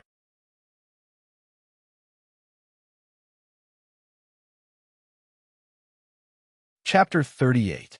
Li Weiyang's expression was cold, speechless. It wasn't that Sunset College couldn't find students stronger than Gu Jian. Those who could rank in the top 20 of the school's internal exams were basically at the legendary stage, so they were naturally stronger than the mortal stage Gu Jian. However, Li Weiyang didn't have a deep relationship with these seniors. If she rashly invited them, they might not be willing to give her face. Furthermore, the duel was about to begin, so it was too late to invite them. Gao Yang and Su Mei hadn't mentioned Gu Dian's battle all this while. Clearly, they didn't want to give Li Weiyang and company time to find someone else. Sis Weiyang, what should we do now? The girls looked at Li Weiyang worriedly. Li Weiyang gritted her teeth. At this point, we can only try our best. Sis Weiyang, why don't we forget it? We don't want the companion egg. Gu Jian is too terrifying. It would be bad if he were to flare up and hurt you, a girl said. Although the girls were somewhat indignant, They persuaded Li Weiyang not to vie for the companion egg. I can't let those two sluts, Gao Yang and Su Mei, benefit for nothing. Li Weiyang couldn't take it lying down when she saw Gao Yang and Su Mei's smug looks. After taking off her denim jacket and throwing it to a girl, Li Weiyang walked towards the arena with a heavy expression. The arena of the Pet Coliseum was actually meant for companion beasts. As battles had all sorts of uncertainties and were too dangerous, the League didn't encourage private duels. However, battles between companion beasts were strongly encouraged. Every city had several pet coliseums, allowing human experts with pets to fight with their pets. Pet competitions had already formed a huge industry chain in the League. Many humans with powerful companion beasts had become superstars, far more influential than the entertainment celebrities of the past. After all, having powerful pets meant that they were powerful themselves. They were truly the cream of the crop among humans. Although Zhou hadn't paid much attention to pet competitions, he knew quite a few pet celebrities from all the advertisements. For example, the #1 companion beast in the world, the epic demonic holy angel, was a companion bee superstar that everyone knew. The person who owned her naturally became a superstar. Of course, the world's #1 ranking was only for pets that participated in the pet competition. There were definitely powerful companion beasts that didn't participate in the competition. Zhou had heard that when legendary experts explored dimensional zones, they mostly fought with companion beasts. Unless it was absolutely necessary, no one was willing to participate in the battle personally. After all, humans only had one life.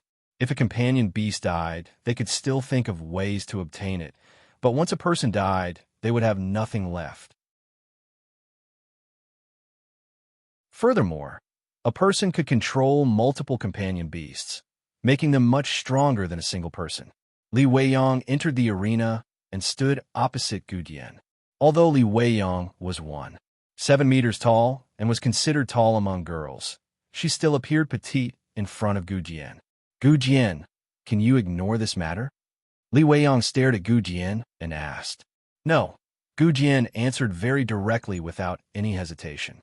Without a word, Li Weiyang's slender and powerful legs produced terrifying strength. In a few steps, she appeared in front of Gu Jian and leaped up. Her waist displayed immense explosive strength in midair, and with the strength of her waist twisting, she kicked out. It was as fast as a bolt of lightning as she kicked at Gu Dian's neck. Zhou nodded to himself. Li Weiyang was indeed quite skilled. She was much stronger than Su Mian too. Furthermore, her kick was clearly a primordial energy skill. The strength of her kick was enough to split a tree as thick as a human. Gu Jian didn't react at all against such a kick. He allowed Li Weiyang's blade-like leg to cleave at his neck. Bam! With a dull thud, everyone was alarmed. Gu Jian stood there, enduring Li Weiyang's kick. He didn't even move his neck. Although Gao Yang and Su Mei knew that Gu Jian was very strong, they never expected him to be this terrifying. Against Li Weiyang's primordial energy skill kick, he didn't dodge at all. His body didn't even shake. Li Weiyang was equally alarmed, but she didn't hesitate. Gritting her teeth, she twisted her body and kicked again. Her slender and powerful thighs were like a butterfly weaving through flowers as she delivered 4 consecutive kicks. Gu Jian stood there like an iron tower, enduring Li Weiyang's 4 kicks without dodging. He didn't move from beginning to end, and Li Weiyang failed to injure him at all. When Li Weiyang delivered her 5th kick, Gu Jian finally moved. His hand shot out like lightning, grabbing Li Weiyang's long leg that was flying at him. In the next second, Gu Jian lifted one of Li Weiyang's legs and smashed her to the ground like a sandbag. With a thud, Li Weiyang's body bounced up half a foot in the arena before crashing back down. Although the arena's floor was made of special rubber material that had a powerful cushioning ability, Li Weiyang still spat out a mouthful of blood from the fall. She didn't get up for a long time. Gu Jian, you really don't know how to be tender to the fairer sex. How can you treat a beauty like that? Su Mei said gloatingly. Gu Jian ignored her and looked at Li Weiyang, who was struggling to get up, and asked, Do you still want to fight? Yes, why not? I haven't lost yet. Li Weiyang struggled to stand up. There was still blood at the corner of her mouth. One of her arms had been dislocated from a fall, but she still spoke stubbornly. Sis Wei Yong, stop fighting. We don't want the companion egg. The girls were on the verge of tears. However, Gu Jian didn't care. Just as Li Weiyang finished typing, he charged in front of her like a tank. He pressed down on Li Weiyang's head and pressed her to the arena's ground. Bam! Li Weiyang's face hit the ground. Although the rubber ground had a certain cushioning effect, Gu Dian's strength was just too great. The force of the press fractured Li Weiyang's nose and brow bone as blood immediately flowed all over her face. Do you still want to fight? Gu Jian asked as he looked at Li Weiyang on the ground. Li Weiyang's face was covered in blood as she propped herself up with one hand. After exerting her strength a few times, she barely stood up, but her eyes were stubborn. A timid girl cried. Zhou looked at Li Weiyang's stubborn gaze and knew that she wanted to continue fighting. Why is this woman so stubborn? Zhou frowned slightly. He originally didn't wish to interfere in this matter, but he couldn't just stay in Li Xian's house and eat Li Xian's food while watching Li Xian's sister get tortured.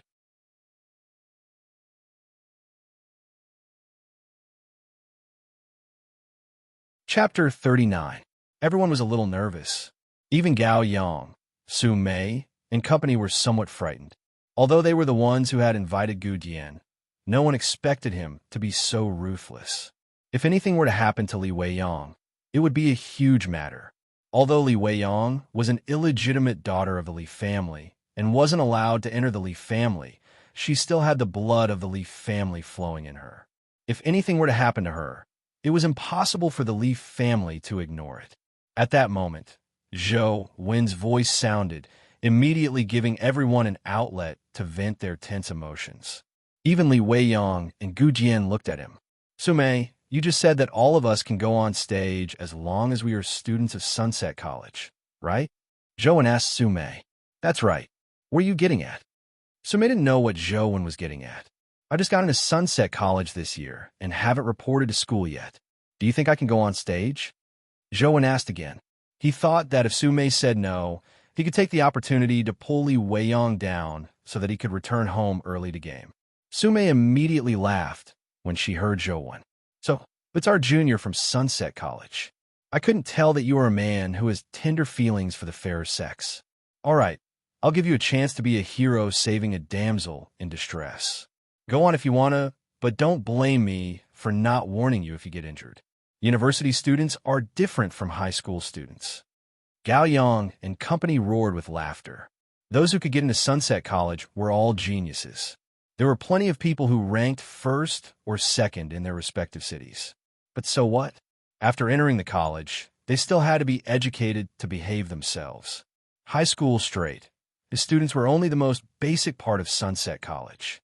There were very few who could truly stand out. Most of them would be obliterated by the masses.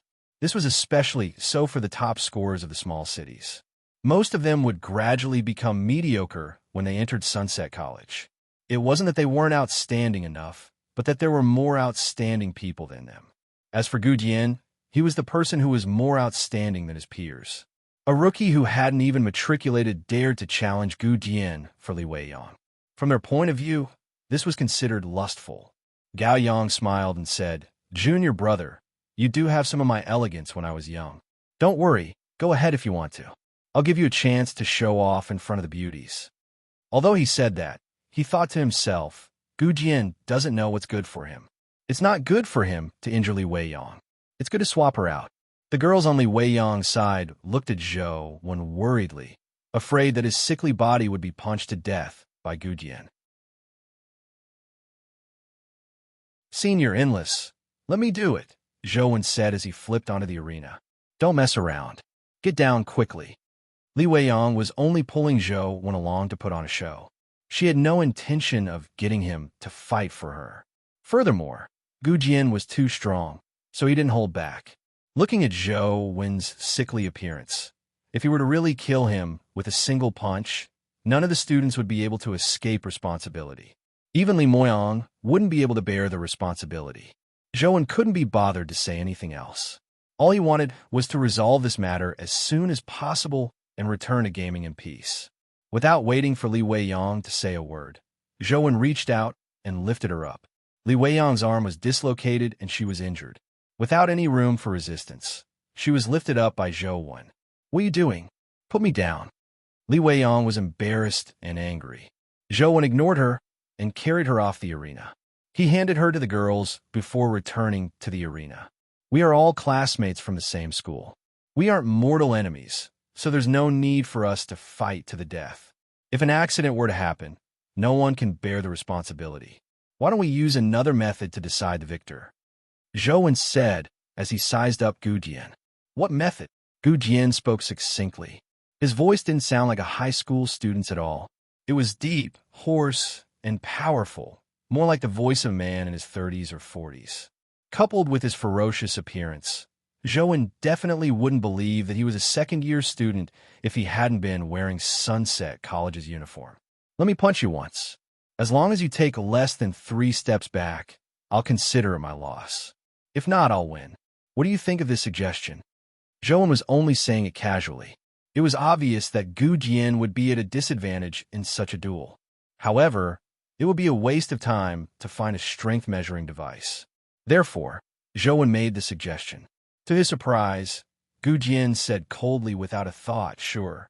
Zhou was somewhat surprised as he said with a smile, "Then let's begin."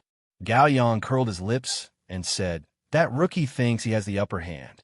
If he knew what primordial energy art and primordial energy skill Gu Jian cultivates, he would probably cry, much less laugh." "Brother Yang, what primordial energy art and primordial energy skill does Gu Jian cultivate?" The people around Gao Yang were also curious. "I can't say for sure what primordial energy art he cultivates, but he has a primordial energy skill. All of you must have heard of it," Gao Yang said mysteriously. "What primordial energy skill does Gu Jian have?" Sume couldn't help but be curious as she shook Gao Yang's arm coquettishly. Gao Yang chuckled and said, "Have you heard of dimensional creatures like the needle porcupine?" "Brother Yang, are you kidding us?"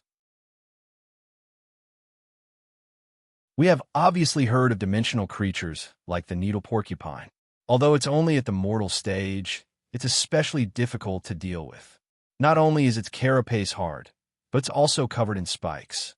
Apart from the seniors at the legendary stage, we have to avoid it," a male student said. Gu Dian's primordial energy skill is the porcupine skill formed from the needle porcupine crystal. If he were to use it, not only would his body be as hard as steel, but he would also have the ability to reflect damage, Gao Yang said. "That can't be. I heard that needle porcupines rarely drop primordial energy skills. And even if they drop with the needle porcupine's ability, it would at most be a rank 1 or 2 primordial energy skill. Is it that powerful?" Sume said in disbelief. "That's why Gu Jian is so terrifying. Not only is he lucky to have a porcupine skill drop, but he also managed to cultivate a rank 1 primordial energy skill to rank 9. He didn't rely on primordial energy skill crystals to raise its rank.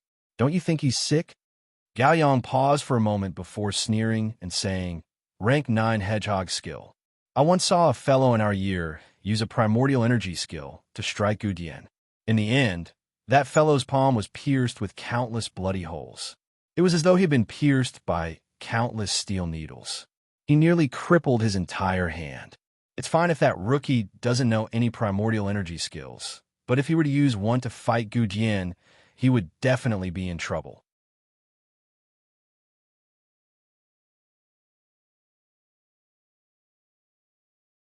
Chapter 40. "Sis Weiyang, will he be all right?" A few girls helped Li Weiyang sit down and asked worriedly. Li Weiyang obviously didn't know if Zhou could do it. However, Zhou was Li Xian's friend, and from the character of Li Xian's so-called friends, they were definitely unreliable. However, Li Weiyang couldn't say that out loud. All she could do was console him. Since he dares to go on stage, he should have some ability. Instead of saying that she was consoling her companions, she was consoling herself. Zhou stood in front of Gu Jian. He wasn't considered short among boys, but he was still a head shorter in front of Gu Jian. Gu Dian's body was just too muscular. Not only was he tall, but his muscles were also extremely firm. He gave off a feeling of explosive strength and didn't look clumsy at all. During Gu Dian's battle with Li Weiyang, Zhou could tell that he had cultivated in a high-level protective primordial energy skill. Otherwise, no matter how strong his body was, he wouldn't be able to withstand the bombardment of a primordial energy skill. Gu Dian's eyes were cold as he stared at Zhou like a devil. He said coldly, "Come on, don't waste time. You have to be careful. This punch of mine is very powerful," Zhou warned before slowly raising his fist. Sume was instantly amused when she heard Zhou. She said with a mocking smile, "It's great that you have great strength. Gu Jian loves strength the most. Use more strength and don't disappoint him." Sume's words sounded like a joke, but they were actually extremely vicious. Gu Dian's porcupine skill had a terrifying ability to reflect damage. The stronger Zhou used, the greater the damage he suffered. Although Gao Yang didn't say a word, he was also waiting to watch the show. There were many experts among the students of Sunset College, but in terms of the mortal stage, no one could match Gu Dian. If you aren't afraid of death, feel free to punch. Gu Dian's expression didn't change, but it was already very terrifying. Zhou didn't say anything else as he punched out with his right fist. The immense strength produced by Vigor Divine Fist caused his fist to swell up like a hammer. Gu Dian's eyes focused as he used all his strength to stand firm. His body suffused a strange flush, as though he was burning. Gao Yang knew that it was a characteristic of the porcupine skill, as the smile on his face became even more obvious. When Li Weiyang saw Gu Dian's abnormality, she immediately thought of something. Ignoring her injuries, she anxiously shouted at Zhou, "Don't punch. That's porcupine skill." Bang!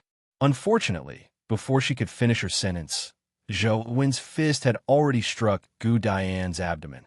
This was a spot that Zhou had deliberately chosen.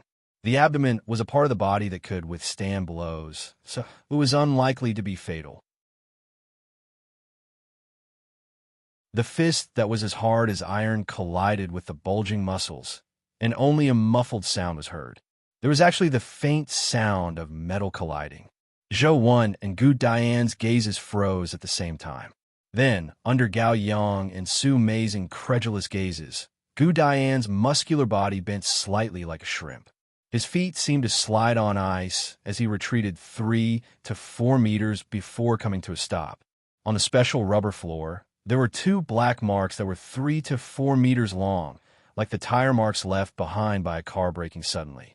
Li Weiyang looked at Zhou in a daze, finding it unbelievable that Zhou's punch could send Gu Dian, who was using hedgehog skill, back 3 to 4 meters. The other girls were already cheering. This was no longer a distance of 3 or 4 meters. It was at least 7 or 8 steps. Zhou retracted his trembling fist and looked at Gao Yang as he said, "Gao Yang, do you mean what you said just now?" His punch had sent Gu Dian retreating, but he didn't feel any better. Even now, his fist was still trembling uncontrollably. Gao Yang didn't say a word as he looked at Gu Dian. Gu Dian said coldly, "I've lost." Gao Yang nodded and looked at Su Mei. "Give them the companion egg."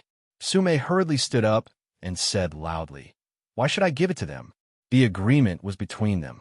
I didn't say that Gu Dian would lose if he retreated 3 steps. Such an agreement isn't reasonable at all. Besides, Gu Dian's feet didn't move, so it can only be considered 1 step. Let him fight Gu Dian again. If he can defeat Gu Dian, it will be considered his win. Besides, he isn't a student of Sunset College. Slap." Before Su Mei could finish her sentence, Gao Yang slapped her in the face. Su Mei was stunned. "Do I need to repeat myself? A loss is a loss. Gao Yang, never go back on my word. Or do you think that a companion egg is more important than my promise?" Gao Yang said as he stared coldly at Su Mei. Su Mei wore an aggrieved look, but she didn't dare say another word. She reluctantly took out a companion egg from her bag and handed it to Gao Yang through gritted teeth. Then, she turned around and left. Gao Yang ignored Su Mei and walked in front of Zhou with the companion egg. He threw it at Zhou and stared at him. "What's your name?" "Zhou." Zhou answered calmly. "Zhou, right? I'll remember you." Since you will be a student of Sunset College in the future, we will have plenty of time to interact in the future, Gao Yang said coldly before turning around and leaving with a group of students. Gu Dian glanced at Zhou Wan, but didn't say a word. He followed behind Gao Yang and company. Li Weiyang walked over and sized up Zhou Wan. Zhou Wan, I couldn't tell. You look like a gigolo, but you actually have such strength, she said. Zhou Wan, are you really our junior? Are high school students these days so strong? Junior, that punch of yours was a primordial energy skill, right? It's really impressive. What's your name? A few girls surrounded Zhou Wan and asked all sorts of questions excitedly. It looked like they were more interested in Zhou Wan than the companion egg he had brought back. I was lucky to win this time. That fellow who looks like a devil is indeed terrifying. If we were to really fight, it's hard to tell who would win. Zhou Wan returned the companion egg to Li Weiyang and raised the hand that had punched out. There were many needle-like wounds on the back of his hand. His limbs were numb, and they were oozing blood. Thankfully, there wasn't much blood loss. You're injured? Li Weiyang was alarmed when she saw the needle-like wounds on the back of Zhou Wan's hand. Without waiting for Zhou Wan's answer, Li Weiyang handed the companion egg to the girls and got them to return first. Then, she pulled Zhou Wan out. Let's go. I'll take you to check on your injuries. There's no need. It's just a superficial wound. My bones weren't injured, Zhou Wan hurriedly said. You have to go for a checkup. Otherwise, it'll be troublesome if there are any residual effects. Li Weiyang dragged Zhou Wan to the medical room. There was a special medical room in the pet arena. When they arrived, the wound on the back of Zhou Wan's hand had already coagulated into a scar. It would be fine after some treatment. On the other hand, Li Weiyang's injuries weren't light. One of her arms was dislocated, and the wound on her face needed treatment. She made Zhou Wan run around to handle all sorts of procedures.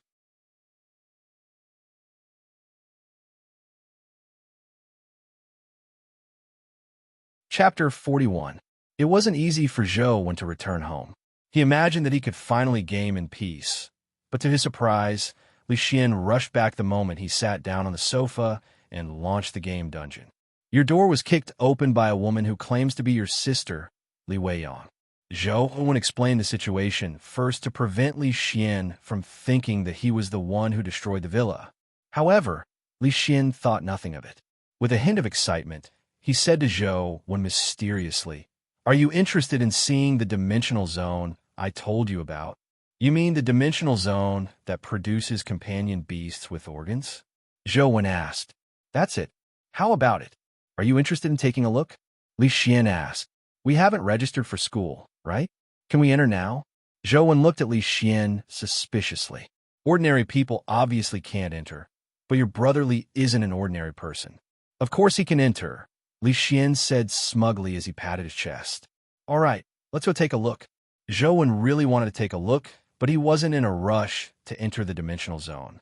Instead, he wanted to see if the dimensional zone here could be downloaded and installed on his phone like in Guide Ancient City. "Bro, can't you give me an excited expression?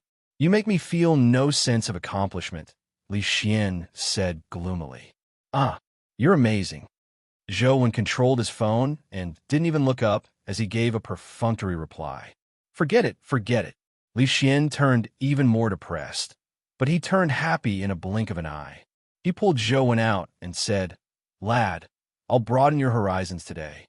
When they reached the yard, Zhou Wan saw a white tiger that was bigger than a cow lying outside the villa. A legendary jade-eyed white tiger. "How is it? Isn't it cool? I just hatched it today." It was a narrow escape from death. Li Xian's saliva flew everywhere. "Don't you need to act when you're so ostentatious?" Zhou Wan asked curiously. Li Xian's face sank as he said, "In the past, I didn't fight with him because I didn't want our family to fall out. Since he won't even spare my life, why should I stand on ceremony with him? From now on, I'll become the Li family's genius, Li Xian. Everything that belongs to me will be mine." Zhou Wan gave Li Xian a thumbs up. A genius like Li Xian really shouldn't be buried. However, Zhou Wan was very curious. Li Xian cultivated in the invincible Khanate divine art. If he continued cultivating it, wouldn't he be a virgin forever? Li Xian jumped onto the jade-eyed white tiger's back and said, let's not talk about that. Come on up. I'll take you for a ride. This jade-eyed white tiger is extraordinary. If enough resources are used on it, it has a chance of advancing to the epic king white tiger. That would be truly terrifying. Zhou knew that some companion beasts could evolve, but few could. Furthermore, evolution required special dimensional materials. The conditions were very harsh. Currently, the Federation had been doing research in this area. There were only 300 to 400 companion beasts that could evolve. The rest were still being researched. Riding a companion beast didn't feel good at all. It was extremely bumpy, so Zhou would rather sit in a comfortable car. However, Li Xian was extremely excited as he rode the jade-eyed white tiger. From time to time, he would wave and whistle at the beauties by the side of the road. This fellow's foppish personality isn't purely faked. Zhou suddenly thought of a question. He leaned close to Li Xian's ear and whispered, "Li Xian, what are the conditions to incubate a legendary companion egg at the mortal stage?" When Li Xian heard that, he said, "You want to incubate that skeleton general, right? I'm telling you, don't mess around. Don't think you can do it just because I can easily incubate legendary companion beasts. I'm telling you very seriously that people with such thoughts will most likely end up crippled or dead." After a pause, Li Xian said smugly, "The most important condition to incubate a companion egg is to have sufficient primordial energy. Typical legendary companion eggs require more than 10 primordial energy points to incubate. Typical mortal stage humans don't have that much primordial energy. After their primordial energy is sucked dry, the vitality and flesh essence in their bodies will replace the primordial energy and be extracted. When that happens, they will either die or be crippled. The reason why I can incubate legendary companion eggs is firstly because my invincible connate divine art has been cultivated to 9 primordial energy points. Furthermore, I have powerful vitality and the ability to radiate flesh and blood, so I'm not afraid of being sucked dry. Even so, I specially chose legendary companion eggs that require less primordial energy to incubate. Only by doing so can I barely survive. It's impossible for others to succeed unless you aren't afraid of death. Give up. I'm unique," Li Xian added smugly. Li Xian's words reminded Zhou that he was obviously afraid of death, but the blood-colored avatar in-game wasn't. Perhaps he could use the blood-colored avatar to incubate a legendary companion beast. Unfortunately, there's no way to bring a companion egg from real life into the game. If I want to give it a try, I can only get a legendary companion egg to drop in-game. With this in mind, Zhou heart stirred. The phone's camera function can lock onto and download dimensional zones. I wonder if it's of any use for companion eggs?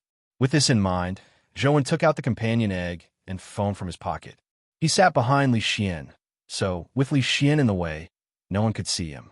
Zhou attempted to switch on the mysterious phone's camera function and aimed it at the skeleton general companion egg. Beep! To Zhou's pleasant surprise, the camera function worked. When the camera was aimed at the skeleton general companion egg, a green frame appeared on the phone screen. With a beep, it locked onto the companion egg. At the same time, text and data appeared on the phone screen. Skeleton general companion egg.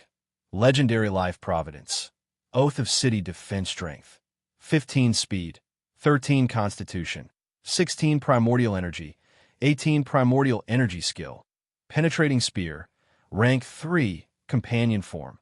General bow and armor Zhou looked at the skeleton general's stats in astonishment. It wasn't that the numbers were shocking, but that the companion egg hadn't hatched yet. There was no way to test it, so no one knew the exact stats of the hatched companion beast. Yet, the phone was able to list the detailed data just by taking a picture. It was truly miraculous. The same type of companion beast had different stats.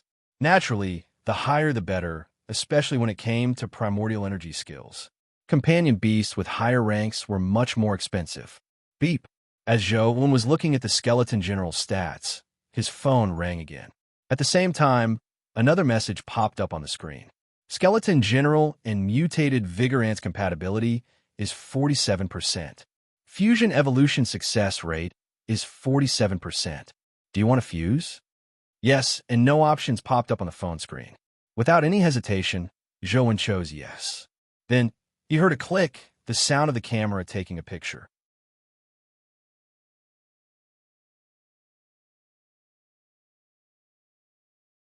Chapter 42. As the skeleton general companion egg appeared on the screen, Zhou Wen's mutated vigor ant appeared on the other side. At the same time, a notification popped up on the screen. As the mutated vigor ant has been incubated, the skeleton general companion egg can only be used as a supplementary ingredient. Confirm fusion? Zhou chose yes. After all, he might not be able to incubate the skeleton general companion egg. There is still a chance of obtaining the mutated vigor ant in the future, so there was no harm in giving it a try. With Zhou Wen's choice, the skeleton general companion egg flew towards the mutated vigor ant. When it entered the mutated vigor ant, the game screen immediately turned into a swirling chaos. Ding! After a while, the game screen finally returned to normal. At the same time, there was a notification sound as a notification popped up. Fusion successful. Mortal mutated vigor ant has evolved into mortal mutated skeleton ant. Zhou Wen immediately felt depressed. After fusing with the legendary skeleton general, he was still at the mortal stage. No matter how he looked at it, he had suffered a huge loss. Taking a closer look at the skeleton ant that had successfully fused, he saw that its original red carapace had turned a dark red. Furthermore, the texture of the carapace had also changed. It looked like white bones dyed in blood. Even its antennae and claws had turned into the texture of blood and bone. Furthermore, its claws had turned sharp. They were covered in serrated bone spikes, making it look extremely ferocious and terrifying. Especially its two front claws, they looked like two odd-shaped bone spears. Although it looked rather powerful after its evolution, it was still at the mortal stage. No matter how much it evolved, it was impossible for it to match a legendary companion beast. Clicking on the mutated skeleton ant stats, Zhou Wen was slightly taken aback. Compared to the mutated vigor ant, the mutated skeleton ant stats had changed drastically.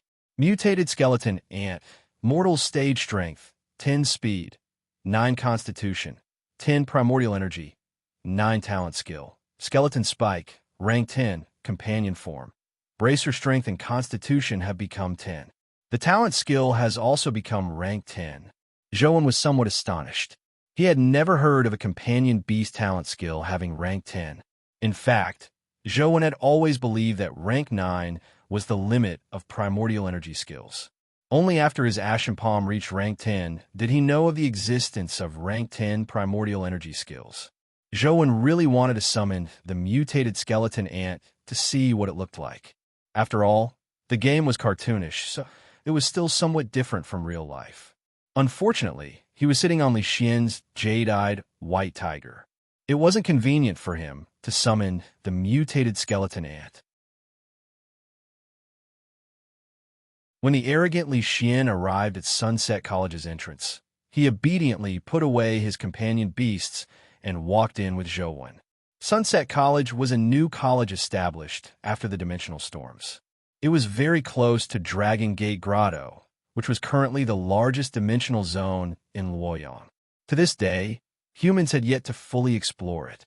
It could even be said that the area that humans could explore was only a very small portion of it. Apart from Dragon Gate Grotto, Sunset College also discovered quite a number of dimensional zones. It could be said that Sunset College occupied most of the dimensional zone resources in Luoyang. Because it was a semi-closed school, even though they were all university students, they still wore the same uniform in the school. It was a bit like a military uniform, but there were some differences. It was still the holidays, but there were still many students in the school. Li Xian and Zhou Wen were stopped by the guards at the entrance. Sunset College's guards weren't security guards, but real soldiers. In fact, the dimensional zones in Sunset College were also guarded by real troops. Li Xian took out 2 special passes before they were allowed to enter the school. As Li Xian led Zhou Wen in, he introduced, Luoyang is the ancient capital of 13 dynasties. Over the millennia, ancient cities have been built in Luoyang. However, due to various reasons, these ancient cities have been destroyed in the long river of time. It can be said that the entire underground area of Luoyang is formed from the stacking of ancient cities. Ever since the dimensional storms, many dimensional zones have been formed underground. The deeper one goes, the more terrifying the dimensional zones are. The people of Luoyang are used to calling the underground dimensional zones dungeons. At present, the dungeons that have been explored have 4 levels. There's definitely more below, but no human expert has been able to charge down. This time, a new dungeon entrance was discovered at Ancient Path. Furthermore, new dimensional creatures and companion beasts in the shape of organs were discovered there. Zhou listened to Li Xian's explanation seriously. Sunset College was indeed huge. The two of them walked for more than half an hour before finally arriving at the Ancient Path that Li Xian mentioned. Ancient Path was actually a swamp. It was said that this was once the entrance of the ancient Yellow River. The Yellow River had once wreaked havoc here, drowning the ancient city underground. However, the ecliptic had changed its course several times and no longer flowed through here. In this ecliptic ancient path, they discovered a new dimensional zone. When Zhou saw a stone monument in the swamp, his eyes lit up. The stone monument stood in the swamp and was about 10 meters tall.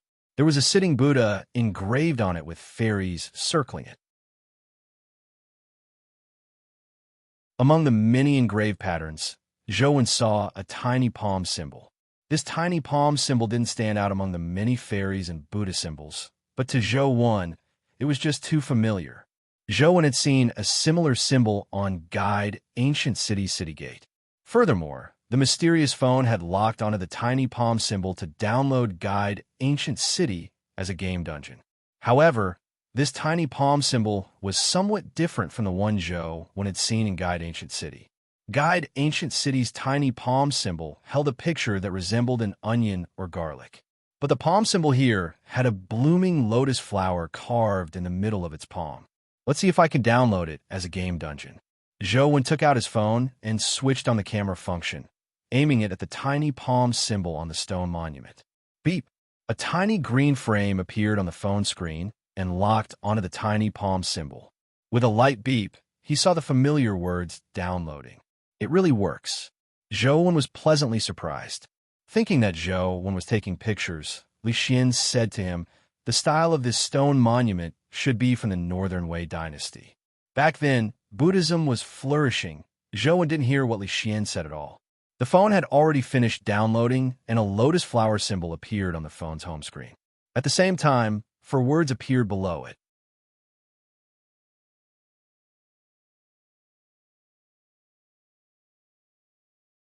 Chapter 43.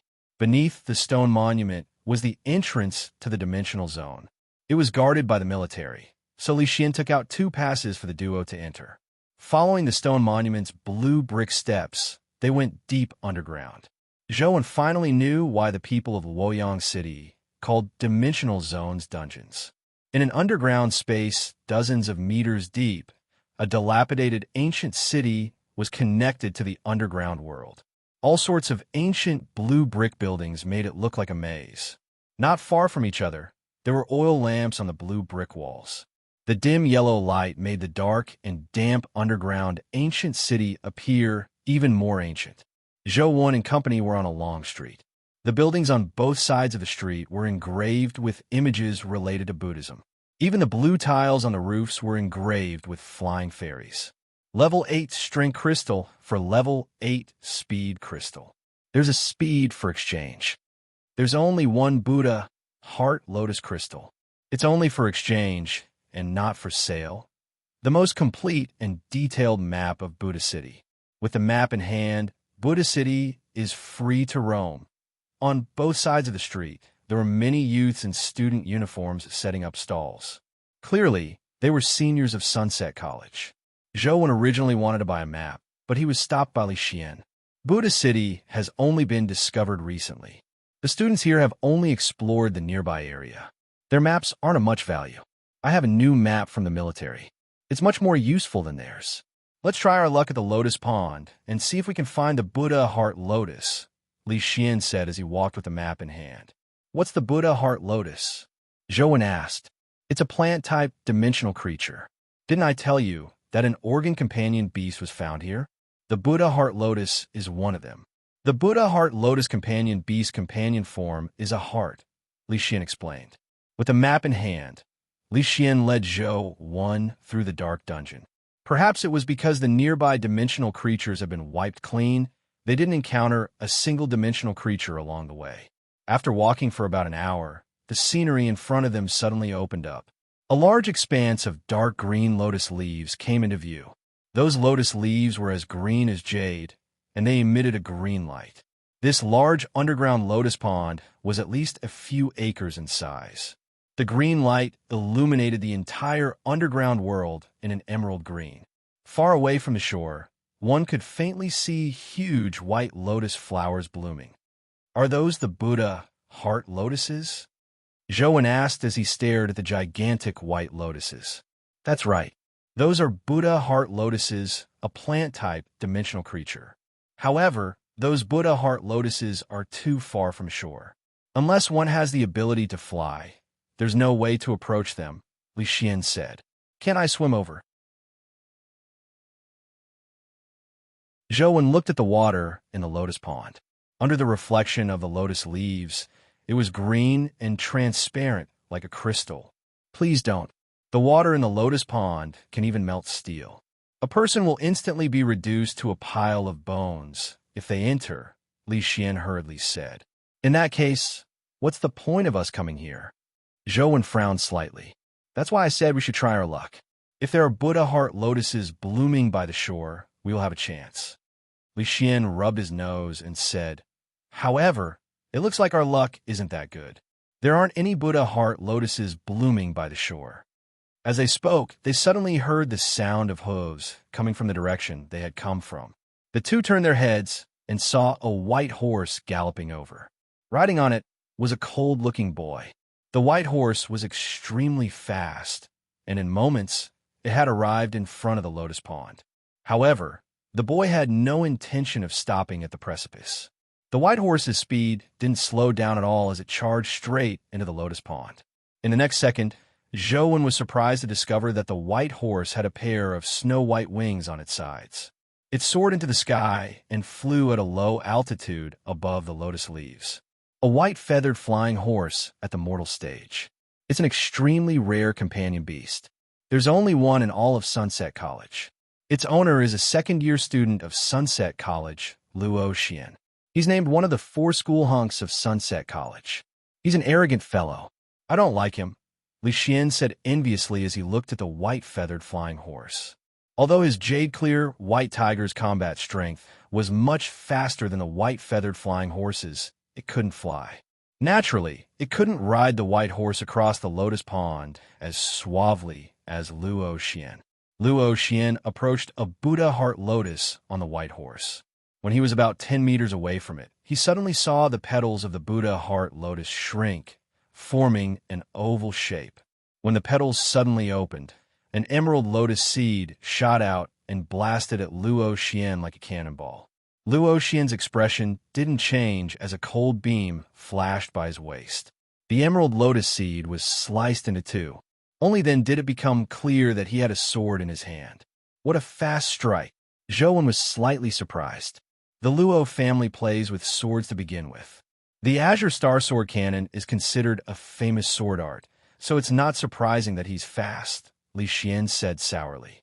He wasn't jealous of Luo Xian's sword techniques, but that the white feathered flying horse was just too pretentious. Although it was only at the mortal stage, it looked even cooler than the jade-clear white tiger. Zhou was also somewhat envious. Although the mutated skeleton ant was strong, its appearance was truly terrifying. In terms of appearance, it wasn't on the same level as the white-feathered flying horse. Of course, Zhou didn't care about appearance, but the white-feathered flying horse's flying ability was just too practical. The white-feathered flying horse swept across the lotus pond as Luo Xian's sword flashed. The gigantic white Buddha heart lotus was slashed down by him. Li Xian and Zhou Wen's eyes turned red as they watched Luo Xian cleave down the Buddha heart lotuses. If I had known, I would have thought of a way to get a companion beast that can fly, Li Xian said hatefully. Forget it. Let's take a look elsewhere. Apart from the Buddha heart lotuses, there should be other dimensional creatures here, right? Zhou asked. There's another place up ahead with dimensional creatures, but it's a little odd. When the military explored it, many people died for no reason. Even legendary experts weren't spared. It's now listed as a forbidden zone. Typical students wouldn't approach it, Li Xian said as he looked at the map. How did those people die? Zhou asked Li Xian with his interest piqued. It wouldn't be odd if they knew how they died. After all, they died while walking. No dimensional creatures were seen, nor were there any wounds on their bodies. It's just that when the corpses were brought back for autopsy, they discovered that their organs had all deteriorated and had shrunk severely, Li Xian said. Apart from these two places, are there no other places in Buddha City with dimensional creatures? Zhou frowned slightly. There's definitely more deep in Buddha City, but even the military hasn't explored it. How would the typical student dare go there? That's just courting death. We can't risk our lives, right? You're tuning in to the Warrior Lore YouTube channel. Don't forget to subscribe and join us on this journey to catch the most captivating stories.